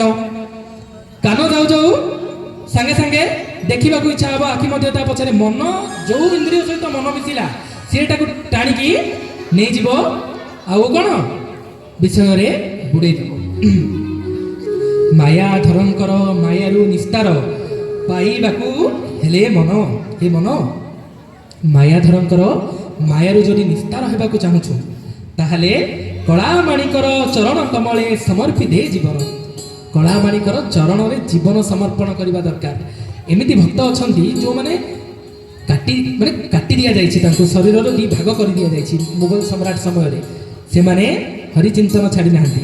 ଆମକୁ ଜ୍ୱର ଟିକେ ହେଲେ ଆମର ବିଧିବିଧାନ ପୂଜା ପଦ୍ଧତି ସବୁ ବନ୍ଦ ହେଇଯାଏ। ଘରେ କ'ଣ ହେଲା, ଆଜି ଭଲ ଲାଗୁନି, ଦେହ ଟିକେ ଅସୁସ୍ଥ ଅଛି, ସେଥିପାଇଁ ମୁଁ ଭାବ କରିପାରୁନି, ଭକ୍ତି କରିପାରୁନି, ନାମ ଜପ କରିପାରୁନି। ଭଜନ ଯିଏ ପ୍ରତିକୂଳ ପରିସ୍ଥିତିରେ ମଧ୍ୟ କରିଦିଏ ଭକ୍ତି, ଭଗବାନ ତାକୁ ପ୍ରାପ୍ତ ହୁଅନ୍ତି। ଅନୁକୂଳରେ ତ ସବୁ ହେଇଯିବ ବଢ଼ିଆ ସେ, ପ୍ରତିକୂଳରେ ଭଜନକାର ହେଉଛି ସିଏ ଭାବକୁ ଦେଖନ୍ତି କାଳିଆ ଠାକୁର। ବିଲ୍ୱମଙ୍ଗଳଙ୍କର ମନରେ ଅଗାଧ ପ୍ରେମ ଜାଗ୍ରତ ହେଲା। ସେଇ ରାତି ସାରା ଚିନ୍ତାମଣି ସହିତ ବିଲ୍ୱମଙ୍ଗଳ ଦୁହେଁ ମିଶି ଭଗବାନଙ୍କର ସଂକୀର୍ତ୍ତନ କଲେ। ଗୋଟେ ଆଶ୍ଚର୍ଯ୍ୟ ପଟ ପରିବର୍ତ୍ତନ, ଗୋଟେ ବେଶ୍ୟା ସଂକୀର୍ତ୍ତନ କରୁଛି। ବିଲ୍ୱମଙ୍ଗଳ ଏଡ଼େ ବେଶ୍ୟାରତ ବ୍ୟକ୍ତି, ସିଏ ମଧ୍ୟ ସଂକୀର୍ତ୍ତନ କରୁଛନ୍ତି। ସେଇ ରାତି ଯେମିତି ପାଇଛି, ନଦୀରେ ସ୍ନାନ ସାରିକି ଚିନ୍ତାମଣି ଚାଲିଗଲେ ହରିଦ୍ୱାର ଆଡ଼େ। ଭଗବାନଙ୍କର ପ୍ରେମରେ ମୁଗ୍ଧ ହୋଇ ବିଲ୍ୱମଙ୍ଗଳ ବୃନ୍ଦାବନ ଅଭିମୁଖେ ବାହାରିଲେ। କେବଳ ଆଉ କେବଳ ଅଶ୍ରୁ ପିଘଳିତ ନେତ୍ର, ଅଶ୍ରୁପାତ ହେଉଛି ନୟନରୁ। ଭଗବାନଙ୍କ ପାଇଁ ଯଦି ଆମେ କାନ୍ଦି ପାରିଲେ ତାହେଲେ ଜୀବନ ସାର୍ଥକ ହେବ। ସଂସାର ପାଇଁ ସମସ୍ତେ କାନ୍ଦୁଛନ୍ତି, ସାଂସାରିକ ମାୟା ମୋହ ପାଇଁ ସମସ୍ତେ କାନ୍ଦୁଛନ୍ତି। ଭଗବାନଙ୍କ ପାଇଁ ଯଦି ଆଖିରୁ ଥରେ ଲୁହ ବାହାରିଗଲା ତାହେଲେ ଆମେ ଭଗବାନ ନିଜ ରେଜିଷ୍ଟର ଖାତାରେ ପକାଇଦେବେ ନାଁଟାକୁ, ଆଉ କୌଣସି ପ୍ରକାରର ଗତି ହେବନି, ସିଧା ବୈକୁଣ୍ଠ ପ୍ରାପ୍ତି। ଜଗନ୍ନାଥଙ୍କ ପାଇଁ ଆଖିରୁ ଯଦି ଥରେ ଜୀବନରେ ଲୁହ ଆସିଛି, ଇଏ ହେଉଛି ପ୍ରମାଣ ଆପଣଙ୍କର ସମ୍ପର୍କ ଅନାଦିକାଳରୁ ତା ସହିତ ରହିଛି। ଆଉ ଆଗାମୀ କିଛି ଜନ୍ମ ଭିତରେ ଭକ୍ତି, ପ୍ରେମମୟ ଭକ୍ତି ମଧ୍ୟ ପ୍ରାପ୍ତ ହେଇଯିବ। ଗୋଟେ ପ୍ରେମୀ ଭକ୍ତର ଲକ୍ଷଣ କ'ଣ? ସେ ଭଗବାନଙ୍କଠୁ କିଛି ଚାହେଁ ନାହିଁ। ଆଉ ପ୍ରେମିକଟା ସବୁବେଳେ ଚାହିଁବ ମୋ ପ୍ରେମିକା କେମିତି ଖୁସିରେ ରହୁ, ତାକୁ ଯୋଉଟା ମନ ପାଇବ ମୁଁ କେମିତି ତାହା କରିକି ଉପସ୍ଥିତ କରିଦେବି। ଭଗବାନଙ୍କୁ ଯେଉଁମାନେ ଭଲ ପାଆନ୍ତି ସେମାନେ ଚାହାନ୍ତି ମୋ ପ୍ରଭୁ କେମିତି ଖୁସିରେ ରହିବେ, ମୋର ଜୀବନ ଦୁଃଖ ଆସୁ ସୁଖ ଆସୁ ଯେମିତି କଟୁଛି କଟୁ, ଭକ୍ତି ଦ୍ୱାରା ଭଗବାନ କେମିତି ମୋର ସେବାରେ ସନ୍ତୁଷ୍ଟ ରୁହନ୍ତୁ, ଏଇ ଭାବ ଗୋଟେ ପ୍ରେମୀ ଭକ୍ତର ମନରେ ଜାଗ୍ରତ ହୋଇଥାଏ। ଆମ ମନରେ ଥାଏ ଭଗବାନଙ୍କୁ ଏଡ଼େ ବଡ଼ ଗୋଟେ 201 ବାଲା ଦୀପ ଲଗେଇଲି, କାମଟା ହେଲାନି, ଭଗବାନଙ୍କୁ ପରିବର୍ତ୍ତନ ନାଇଁ ନାଇଁ, ଆମର ସେଇ ଜାଗାରେ ଗୋଟେ ମନ୍ଦିର ଅଛି, ସେଠି ମାନସିକ ପୂରଣ ହେଉଛି। ମାନସିକ ପୂରଣ ପାଇଁ ଆମେ ବିଭିନ୍ନ ମନ୍ଦିର ପରିବର୍ତ୍ତନ କରୁ, ଦିଅ ପରିବର୍ତ୍ତନ କରୁ, ଭକ୍ତିଭାବ ଜାଗ୍ରତ ହୁଏ ନାହିଁ। ଏତେ ବ୍ୟାକୁଳ ହୋଇଗଲା ବିଲ୍ୱମଙ୍ଗଳଙ୍କର ହୃଦୟ, ସିଏ ରାସ୍ତା ରାସ୍ତାରେ ଯାଇ ଯାଇ ଭଗବାନଙ୍କର ନାମ ସଂକୀର୍ତ୍ତନ କରୁଥିଲେ। ଯେଉଁ ମାର୍ଗରେ ସିଏ ଯାଉଥିଲେ ସେଇ ମାର୍ଗର ମାହୋଲ ପରିସର ଯାହା ସିଏ ରହୁଥିଲେ ଯେଉଁ ସ୍ଥାନରେ ଭକ୍ତିମୟ ହୋଇଯାଉଥିଲା। ଭକ୍ତମାନଙ୍କର ଇଏ ହେଉଛି ଗୋଟେ ପ୍ରକାର କ୍ୱାଲିଟି ଆଜ୍ଞା, ଯେଉଁଠି ରହିବେ ସେ ପରିବେଶ ଭକ୍ତି ହେଇଯିବ, ଭକ୍ତିମୟ ହୋଇଯିବ। ନିଜର ଭକ୍ତି ବଢ଼ୁଛି ବୋଲି ଆମେ ଜାଣିବା କେମିତି?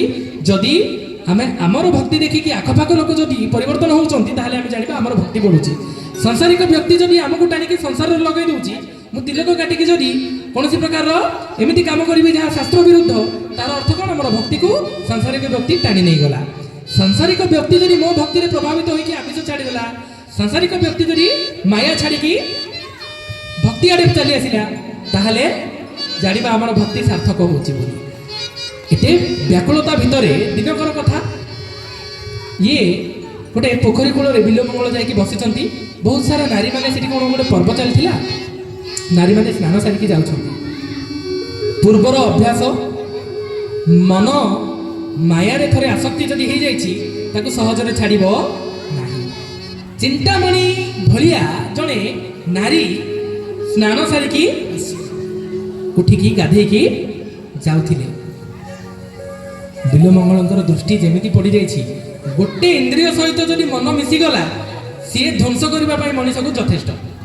ଏ ମନକୁ मन को वश में कर ले जो प्राणी, वो इसी रथ से आनंद को पाए। मन है शरीर का रथ का सारथी, रथ को चाहे जिधर ले जाए। इंद्रियां है इस रथ के घोड़े, घोड़ों को विषयों की ओर भगाए। घोड़ो माने घोड़ा, घोड़ा इंद्रिय जाक होची घोड़ा। मन जा सहित मिसिला सियाडे चली जीवो। ସେଥିପାଇଁ ମନକୁ କଣ୍ଟ୍ରୋଲ କରିବାର ଯିଏ ଯେଉଁ ସାଧକ ଶିଖିଗଲା ସିଏ ଭକ୍ତି କରିପାରିବ, ଭକ୍ତି ମାର୍ଗରେ ଚାଲିପାରିବ। ବିଲମଙ୍ଗଳଙ୍କର ଦୃଷ୍ଟି ଚିନ୍ତାମଣିଙ୍କର ସଦୃଶ ଦେଖାଯାଉଛି। ଚିନ୍ତାମଣି ଭଳିଆ ଗୋଟେ ନାରୀ ଉପରେ ଯେମିତି ପଡ଼ିଯାଇଛି, ପୁନର୍ବାର ସେଇ ବ୍ୟାକୁଳତା ଯାହା ଚିନ୍ତାମଣିଙ୍କ ପ୍ରତି ଥିଲା ତାହା ବିଲମଙ୍ଗଳଙ୍କ ମନରେ ପୁନର୍ବାର ଜାଗ୍ରତ ହୋଇଗଲା। ସେଇ ଚିନ୍ତନ, ଚିନ୍ତାମଣିଙ୍କର ଚିନ୍ତା ପୁନର୍ବାର ଜାଗ୍ରତ ହୋଇଗଲା। ସିଏ ସେଇ ନାରୀ ପଛରେ ପଛରେ ପଛରେ ପଛରେ ଚାଲି ଯାଉଛନ୍ତି। ସେ ଜାଣିନାହାନ୍ତି କୋଉ ମୁମେଣ୍ଟରେ କୋଉ ସମୟରେ ଭଗବାନଙ୍କର ନାମ ପାଟିରୁ ମୁଖରୁ ଚାଲି ଯାଇଛି। ଚିନ୍ତାମଣିର ନାମ ସିଏ ବାରମ୍ବାର ଉଚ୍ଚାରଣ କରୁଛନ୍ତି। ଧୀରେ ଧୀରେ ଧୀରେ ଧୀରେ ସେ ନାରୀର ଘର ପର୍ଯ୍ୟନ୍ତ ଚାଲିଗଲେ। ସେ ନାରୀ ଭାବୁଛନ୍ତି ବ୍ୟକ୍ତି ସନ୍ନ୍ୟାସୀ ସାଧୁ ବେଶରେ ଆସୁଛନ୍ତି। ନାରୀମାନଙ୍କର ସିକ୍ସ ସେନ୍ସ ଥାଏ, ଆଗେ ଜାଣିଦେବେ। ତମେ ଯଦି ଖରାପ ଦୃଷ୍ଟିରେ ଦେଖୁଛ ସେ ଜାଣିଦେବେ, ସେନ୍ସ କରିଦେବେ। ତ ଇଏ ଭାବିଲେ ଯେ କୌଣସି ପ୍ରକାର ବ୍ୟକ୍ତିର ମନରେ କିଛି ତ ଅସୁବିଧା ରହିଛି, କାହିଁକି ଏହାର ଚାଲିଚଳଣି, ଏହାର ଯେଉଁ ଫଲୋ କରିବାର ତରିକା ମୋତେ ଠିକ୍ ଲାଗୁନି। ନିଜ ସ୍ୱାମୀକୁ ଯାଇକି ସିଏ ସେଇ ଯେଉଁ ଓଦା ବସ୍ତ୍ର ଦେଖି ସ୍ୱାମୀକୁ ଯାଇକି କହିଲେ, ଗୋଟେ ବ୍ୟକ୍ତି ସାଧୁ ବେଶରେ ଅଛନ୍ତି, ସିଏ ମୋ ପଛରେ ଫଲୋ କରି କରି ପୋଖରୀ ନିକଟରୁ ଘର ପର୍ଯ୍ୟନ୍ତ ଆସିଲେଣି, ବାହାରେ ଠିଆ ହେଇଛନ୍ତି। ଏ ଯେଉଁ ବ୍ୟକ୍ତି ସ୍ୱାମୀ ରୂପରେ ଯିଏ ଥିଲେ ସେ ସ୍ତ୍ରୀଙ୍କର, ସିଏ କୌଣସି ପ୍ରକାର ବୈଷ୍ଣବ ସାଧୁ ବ୍ୟକ୍ତି ଥିଲେ। ସିଏ ହଠାତ୍ ରାଗିଲେନି।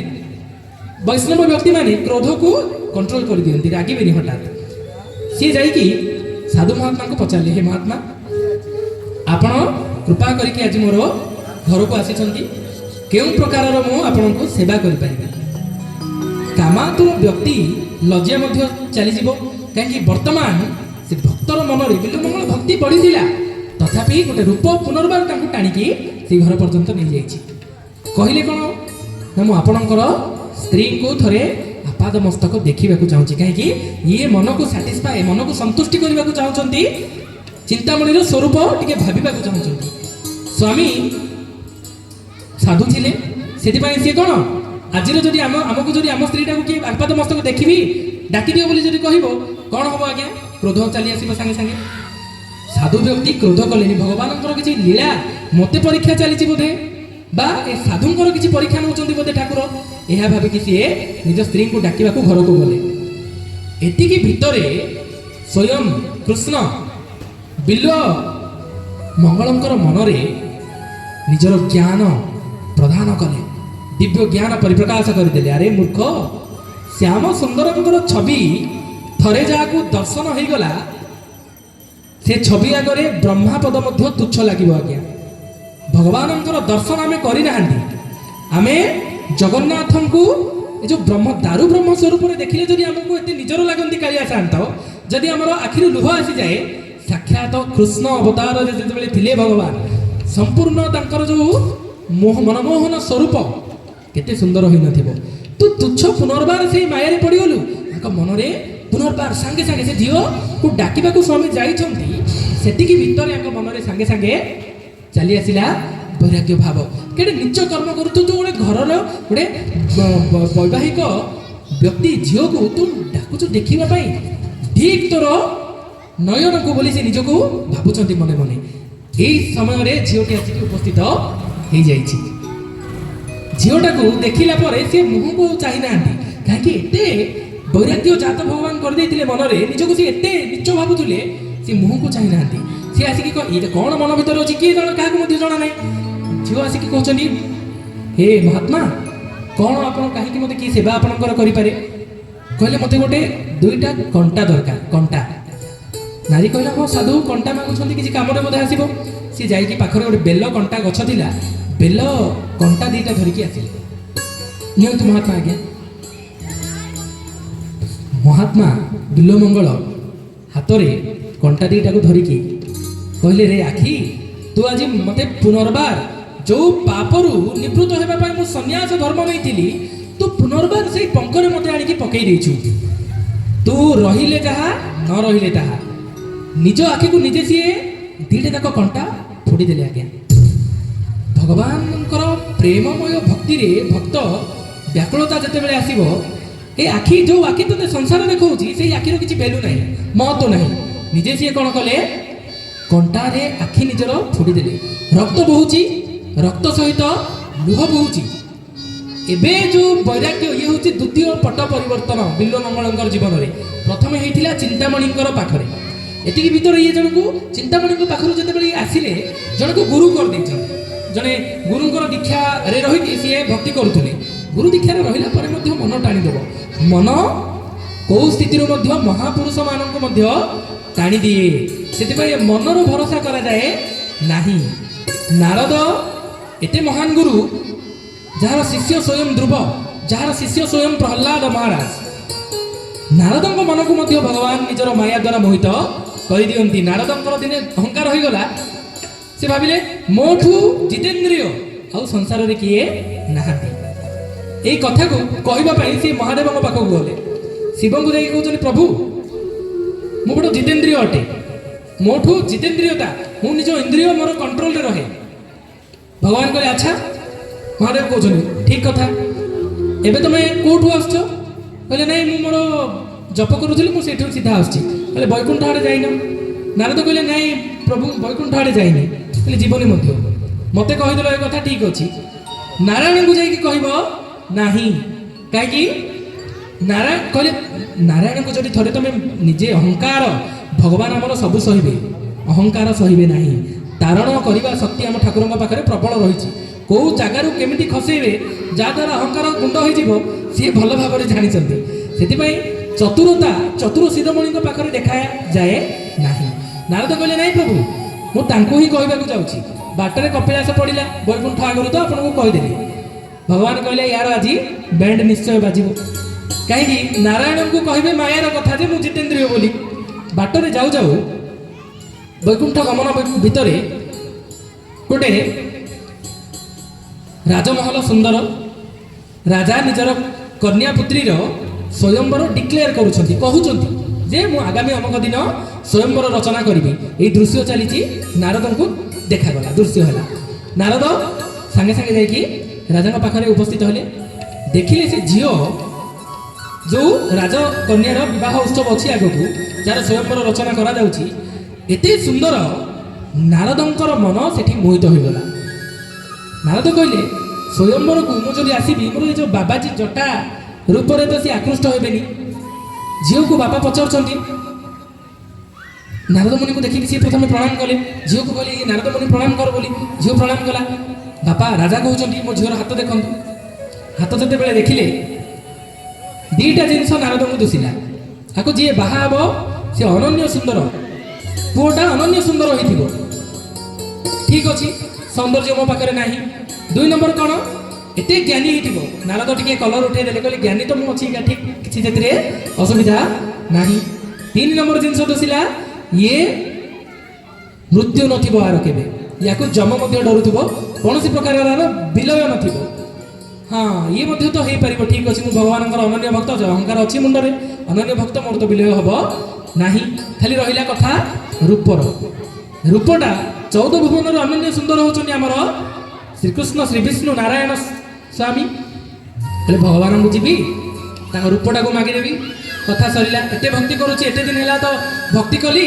आज रूपटा कौन भगवान मागिले देवेनी निश्चय देवे विष्णु पाखे नारायण नारायण कहीकि भगवान नारद जाकि प्रकट हेले नारद हूँ 24 अवतार गोटे अवतार आज्ञा भागवत वर्णित विष्णुंर 24 अवतार गोटे अवतार होती नारद से करी कराऊ थाई मुही मो बिनु अन्य गति नहीं बोली भगवान कहते निजे सी गोटे अवतार ये जाकि पहुँचले विष्णु पाखे विष्णु को कहते हे प्रभु गोटे जरूरी कथा थिला जहाँ आपको जनवाई मुझे आज आपण पाखे उपस्थित रही भगवान कहले अच्छा भगवान तो सर्वज्ञाता से जानी आगुरी कहीं आसते कौन से कथा नारद प्रभु मुझे दिन है भक्ति कली मु वर्तमान गृहस्थ जीवन आरंभ करी अरे बढ़िया कथा यहाँ गोटे कौन किसी असुविधा नहीं आराम रे गृहस्थ जीवन आरंभ कर ताले मो पाखक कहीं आस प्रभु मु कौन चाहूँगी कि आपणकर रूपटा टी आप प्रदान करें आग को गोटे स्वयंवर रचना करार अच्छी राजा मुझे आप रूप नहीं गले सी कौन सी आते महा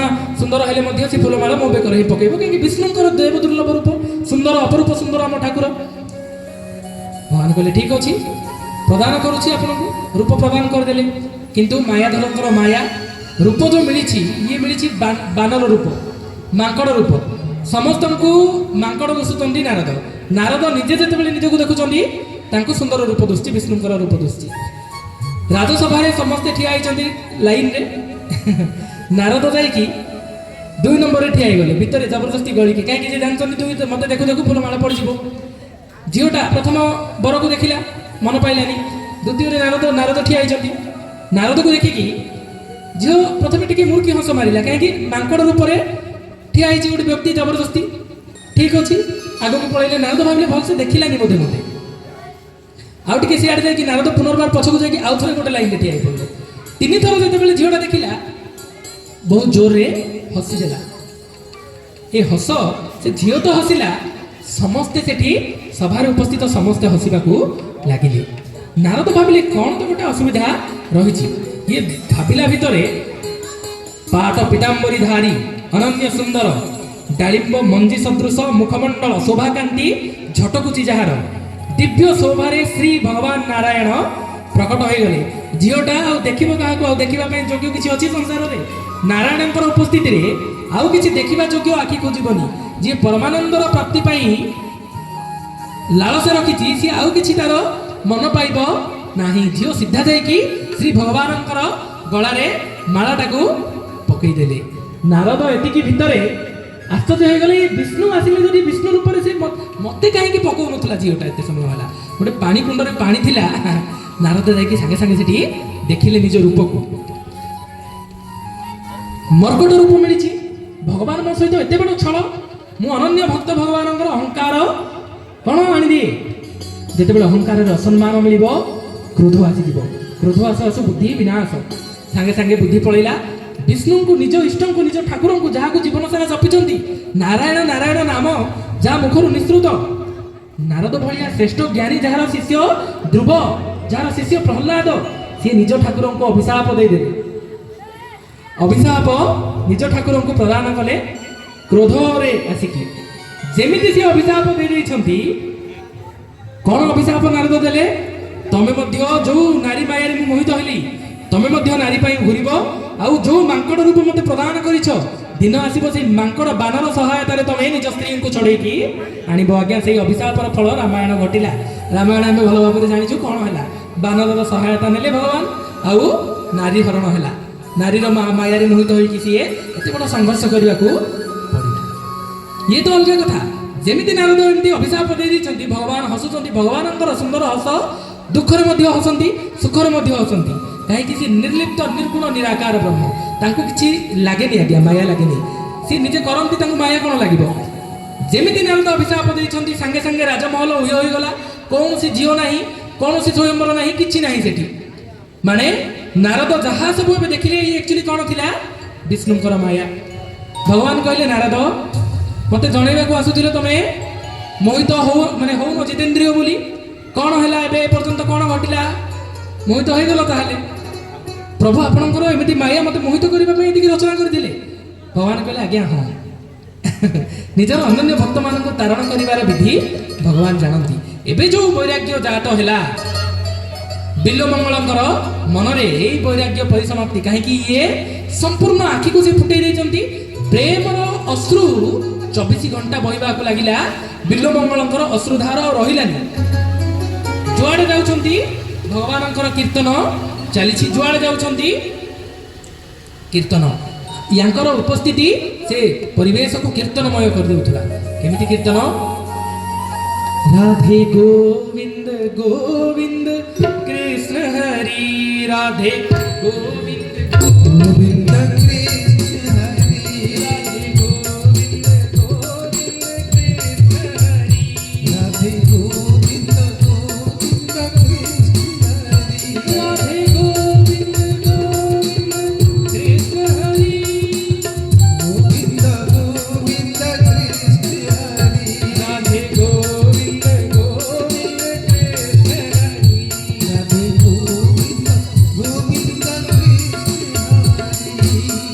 ଚତୁର୍ଦିଗରେ କେବଳ ଭଗବାନଙ୍କର ସ୍ମରଣ ଭଗବାନଙ୍କର କୀର୍ତ୍ତନ ଚାରିଆଡ଼େ କେବଳ ନାମ ଚାଲିଛି।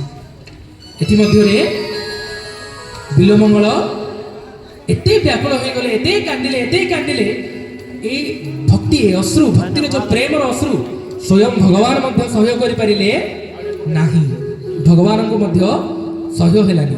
କାଳିଆ ଠାକୁର ତାର ପ୍ରେମର ଅଶ୍ରୁକୁ ସହ୍ୟ କରିପାରନ୍ତିନି, ସେଥିପାଇଁ ସିଏ କ'ଣ ପ୍ରକଟ ହେଲେ। କେଉଁ ରୂପରେ ପ୍ରକଟ ହେଲେ ବିଲ୍ୱମଙ୍ଗଳ ପାଖରେ? ଗୋପାଳ ରୂପରେ, ଗୋଟେ ଛୋଟ ପିଲା ରୂପରେ ପ୍ରକଟ ହେଲେ। ବିଲ୍ୱମଙ୍ଗଳ ନିକଟକୁ ଯାଇକି କହୁଛନ୍ତି, ବାବା ତମକୁ ଭୋଗ ହଉଛି? ଏ ଯୋଉ ସ୍ୱର ଭଗବାନଙ୍କର କଣ୍ଠ ଏତେ ଦିବ୍ୟ ଥିଲା, ବିଲ୍ୱମଙ୍ଗଳଙ୍କର ହୃଦୟରେ ଏମିତି ଲାଗିଲା ଯେମିତି ଗୋଟେ ପଦ୍ମ ପ୍ରସ୍ଫୁଟିତ ହେଇଗଲା। ଏ ଯୋଉ ଧ୍ୱନି ଶୁଣିକି ସିଏ ଅଲରେଡି ମୋହିତ ହେଇଗଲେ। ଯାହାର ଧ୍ୱନି ମୋହିତ କରିବାର ଶକ୍ତି ରଖିଛି, ତାର ରୂପ କ'ଣ ନ ହେଇଥିବ, ଆଖିରୁ ଦେଖାଯାଉନି। ବିଲ୍ୱମଙ୍ଗଳ ବ୍ୟାକୁଳ ଭାବରେ ପଚାରୁଛନ୍ତି, ଆରେ କିଏ ମୋତେ ପଚାରୁଛି ଖାଇବୁ ବୋଲି? ତାପରେ ତମେ କିଏ ବାପ, କୋଉଠୁ ଆସିଛ, କ'ଣ? ସେ କହିଲେ, ମୁଁ ଏ ନିକଟରୁ ହିଁ ଆସିଛି, ମୋ ନାଁ କ'ଣ ପଚାରୁନି, କାହିଁକି ମୋତେ ଯିଏ ଯୋଉ ଭାବରେ ଡାକେ ମୋର ନାଁ ସିଏ ସେମାନେ ସେମିତି ରଖନ୍ତି। ଭାବ ବିନୋଦିଆ ଠାକୁର, ଭାବ ଅନୁସାରେ ନାମ ରହେ ତାର। ଭଗବାନଙ୍କର ନାମ ଭାବ ଅନୁସାରେ ରହିଥାଏ। ଯେଉଁ ଭକ୍ତ ବାତ୍ସଲ୍ୟ ଭାବରେ ଡାକିଲେ ସିଏ ଆମର କଳାକାହ୍ନୁ, ସଖା ଭାବରେ ଡାକିଲେ ସିଏ କୃଷ୍ଣ। ସେଥିପାଇଁ ପରମ ବ୍ରହ୍ମ ରୂପରେ, ସଖା ରୂପରେ, ସବୁ ପ୍ରକାର ସମ୍ପର୍କରେ ଭଗବାନ ନମ୍ବର ୱାନ୍, ସଖା ରୂପରେ ନମ୍ବର ୱାନ୍, ପ୍ରେମୀ ରୂପରେ ନମ୍ବର ୱାନ୍। ତାଙ୍କଠୁ ଉର୍ଦ୍ଧର ପ୍ରେମୀ ଆଉ କିଏ ନାହିଁ ସଂସାରରେ। ତାଙ୍କଠୁ ଭଲ ଦୃଷ୍ଟାନ୍ତ ସୁଦାମାର ସଖା ରୂପରେ ଆଉ କିଏ ଦେଇନାହାନ୍ତି। ତାଙ୍କଠୁ ଭଲ ସାରଥୀ କିଏ ନାହିଁ, ତାଙ୍କଠୁ ଭଲ ପ୍ରବଚକ କିଏ ନାହିଁ। ଗୀତାର ଜ୍ଞାନ ସଂସାରକୁ ଆଜି ପର୍ଯ୍ୟନ୍ତ ଯାହା ଚାଲୁଛି, ଗୀତା ଜ୍ଞାନ, ଦିବ୍ୟ ଜ୍ଞାନ ଭଗବାନଙ୍କର, ଆଉ ତାଙ୍କଠୁ ଡିଟାଚ୍ ବାଲା ମାନେ ମୋହିତ ନ ହେଉଥିବା ବ୍ୟକ୍ତି କିଏ ନାହାନ୍ତି। ନିଜ ବଂଶକୁ ନିଜେ ନାଶ କରିଦେଲେ।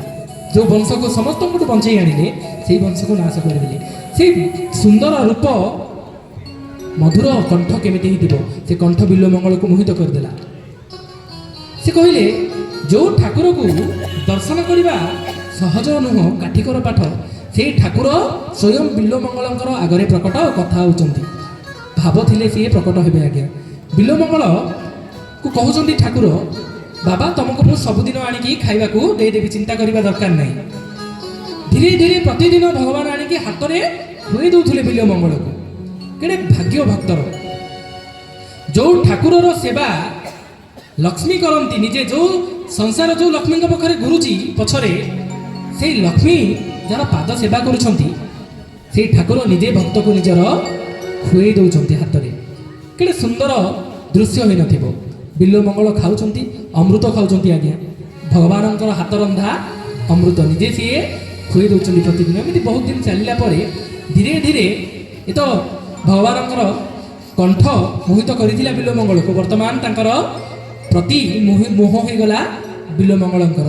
ଧୀରେ ଧୀରେ ସିଏ ଭାବିଲେ, ମୁଁ ଚିନ୍ତାମଣିଠୁ ମୋହ ତ୍ୟାଗ କରିକି ସନ୍ନ୍ୟାସ ହେଲି, ମୁଁ ସନ୍ନ୍ୟାସ ବେଶ, ମୋ ଆଖିରୁ ମୁଁ ମୋହ ତ୍ୟାଗ କଲି, ଆଖିକୁ ନିଜେ ଫୁଟେଇ ଦେଲି, ଯାହା ପାଇଁ ବର୍ତ୍ତମାନ ବାଳକଟା ମୋତେ ମୋହରେ ପକାଇ ଦେଉଛି, ବା ବାଳକ ପ୍ରତି ମୋର ଯେଉଁ ଆସକ୍ତି, ପୁନର୍ବାର ଇଏ ଏକ ନୂତନ ବାଧା ହେଇଯିବ ଭକ୍ତି ମାର୍ଗରେ, ମୋତେ ଭଗବତ ପ୍ରାପ୍ତିରେ। ଇଏ ଏମିତି ଭାବୁଛନ୍ତି, ସାଙ୍ଗେ ସାଙ୍ଗେ ସେଇ ଭଗବାନ ଗୋପାଳ ବେଶରେ ପ୍ରକଟ ହୋଇଗଲେ। ବାବା କ'ଣ ଭାବୁଛ ତମେ, ବୃନ୍ଦାବନ ଯିବ? ଯେମିତି ବୃନ୍ଦାବନ ନାମ ଶୁଣିଛନ୍ତି ବିଲ୍ୱମଙ୍ଗଳ, ନିଜର ଭାବଦଶାକୁ ସିଏ ଆଉ ରୋକିପାରି ନାହାନ୍ତି। ପ୍ରେମ ପିଘଳିତ ଅବସ୍ଥା, ଭୟଙ୍କର ଭାବରେ କ୍ରନ୍ଦନ, ତା ସହିତ ନୃତ୍ୟ। କାହିଁକି? ଆମର ଠାକୁର ଅନନ୍ୟ, ଆମର ଠାକୁରଙ୍କର ସ୍ୱର ମଧ୍ୟ ଅନନ୍ୟ। এই ଅନନ୍ୟ ଠାକୁରଙ୍କ ପାଇଁ ଗୋଟେ ସୁନ୍ଦର ଭଜନ ପରିବେଷଣ କରିବା।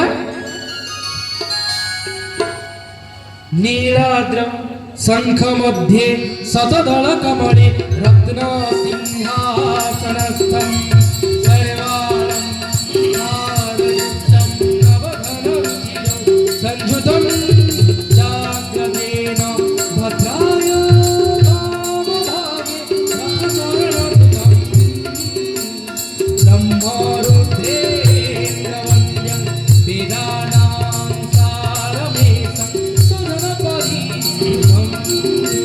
ब्रह्मदारु स्मरामि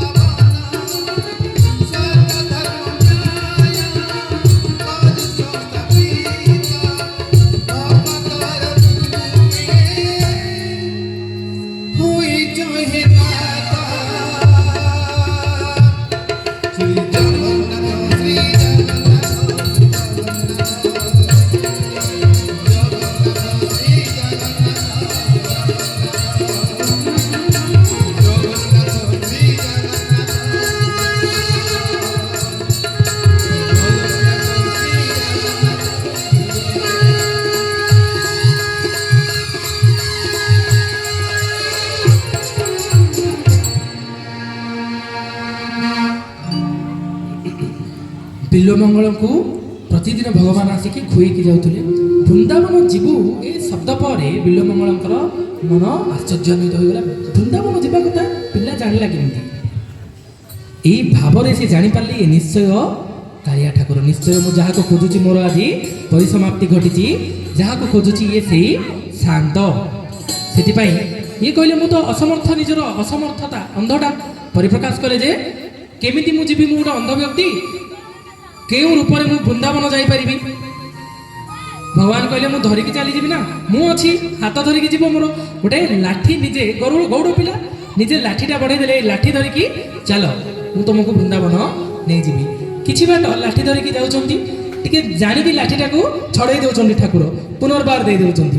ଏ ଯେଉଁ ଖେଳ କରୁଛନ୍ତି ଠାକୁର ଆମର, ବିଲ୍ୱମଙ୍ଗଳ ଠିକ୍ ଜାଣିପାରିଲେ ଇଏ ସାମାନ୍ୟ ପିଲା ନୁହଁ, ଇଏ ସେଇ କାଳିଆ ଶାନ୍ତ। ଆଗକୁ କିଛି ବାଟ ଗଲା ପରେ ଗୋପାଳ ଭଗବାନ କୃଷ୍ଣ କହୁଛନ୍ତି ବୃନ୍ଦାବନ ଆସିଗଲା ବାବା ଏଥର। ଏଇ ବାହାନାରେ ବିଲ୍ୱମଙ୍ଗଳ ହଠାତ୍ କିନା ନିଜ ଠାକୁରଙ୍କର ହାତଟାକୁ ଧରି ଦେଇଛନ୍ତି। ଯେମିତି ହାତକୁ କୃଷ୍ଣଙ୍କର ଧରିଛନ୍ତି ବିଲ୍ୱମଙ୍ଗଳ, ନିଜ ଦେହରେ ଅଲୌକିକ ଏକ ବିଦ୍ୟୁତ୍ ଚାଲି ହେଇଗଲା ନିଜ ଦେହ ଭିତରେ। ବିଲ୍ୱମଙ୍ଗଳ ସେ କରେଣ୍ଟକୁ ସହ୍ୟ କରିପାରିଲେ ନାହିଁ, ସ୍ୱୟଂ ଜଗତ ଠାକୁରର ହାତ ଧରିଛନ୍ତି। କେଡ଼େ ସୁନ୍ଦର ଦୃଶ୍ୟ ହୋଇନଥିବ? ଯାହାକୁ ଖୋଜୁଛନ୍ତି ଦେବତାମାନେ ସେଇ ଠାକୁରର ହାତକୁ ଧରିଛନ୍ତି ବିଲ୍ୱମଙ୍ଗଳ। ଅଶ୍ରୁ ଗଦଗଦ ସାଙ୍ଗେ ସାଙ୍ଗେ ଦିବ ନିଜର ଅନ୍ତର ଚକ୍ଷୁରେ ସେ ଦେଖିପାରିଛନ୍ତି ଏ ଗୋପାଳ ବେଶରେ ସ୍ୱୟଂ କୃଷ୍ଣଙ୍କୁ, ଅନ୍ତର୍ଚକ୍ଷୁରେ ଦେଖିପାରିଛନ୍ତି ଗୋପାଳ ବେଶରେ ସ୍ୱୟଂ କୃଷ୍ଣ।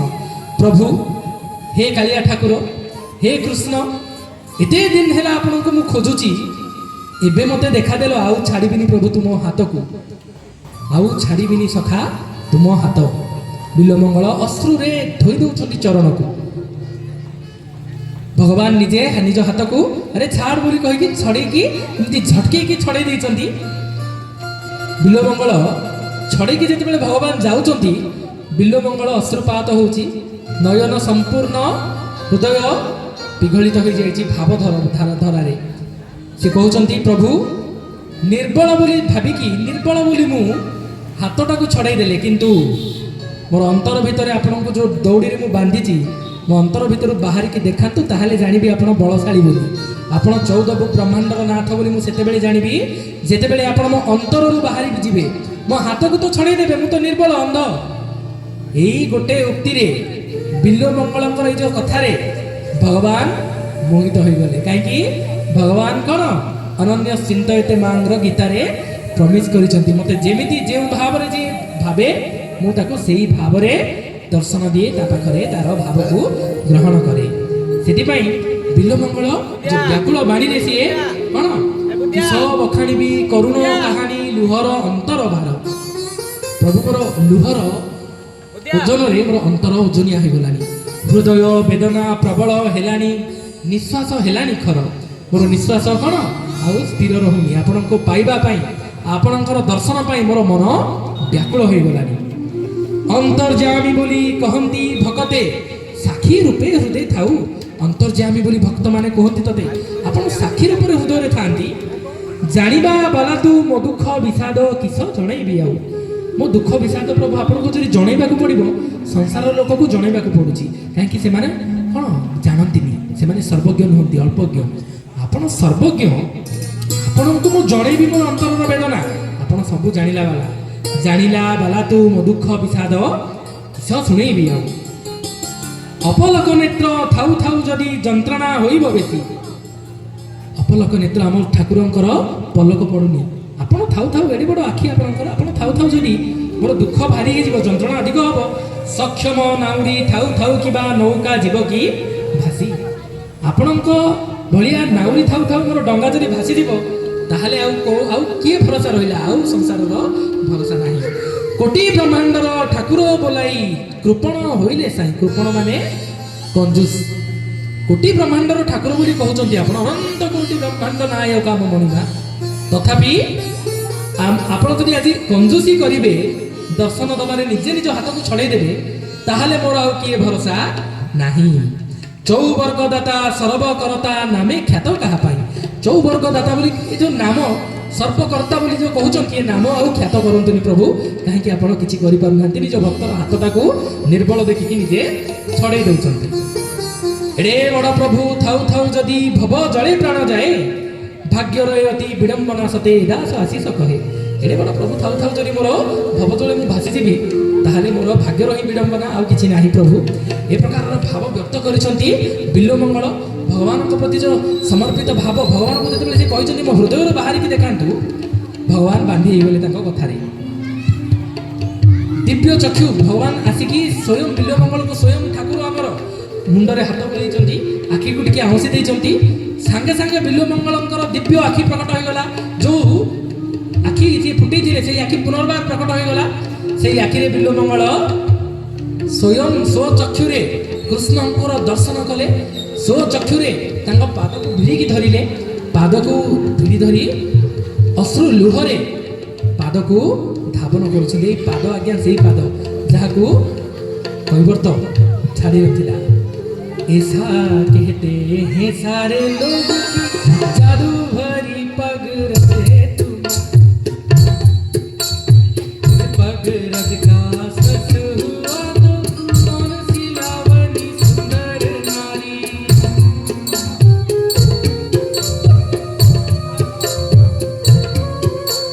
मेरे पास है बस एक मैया,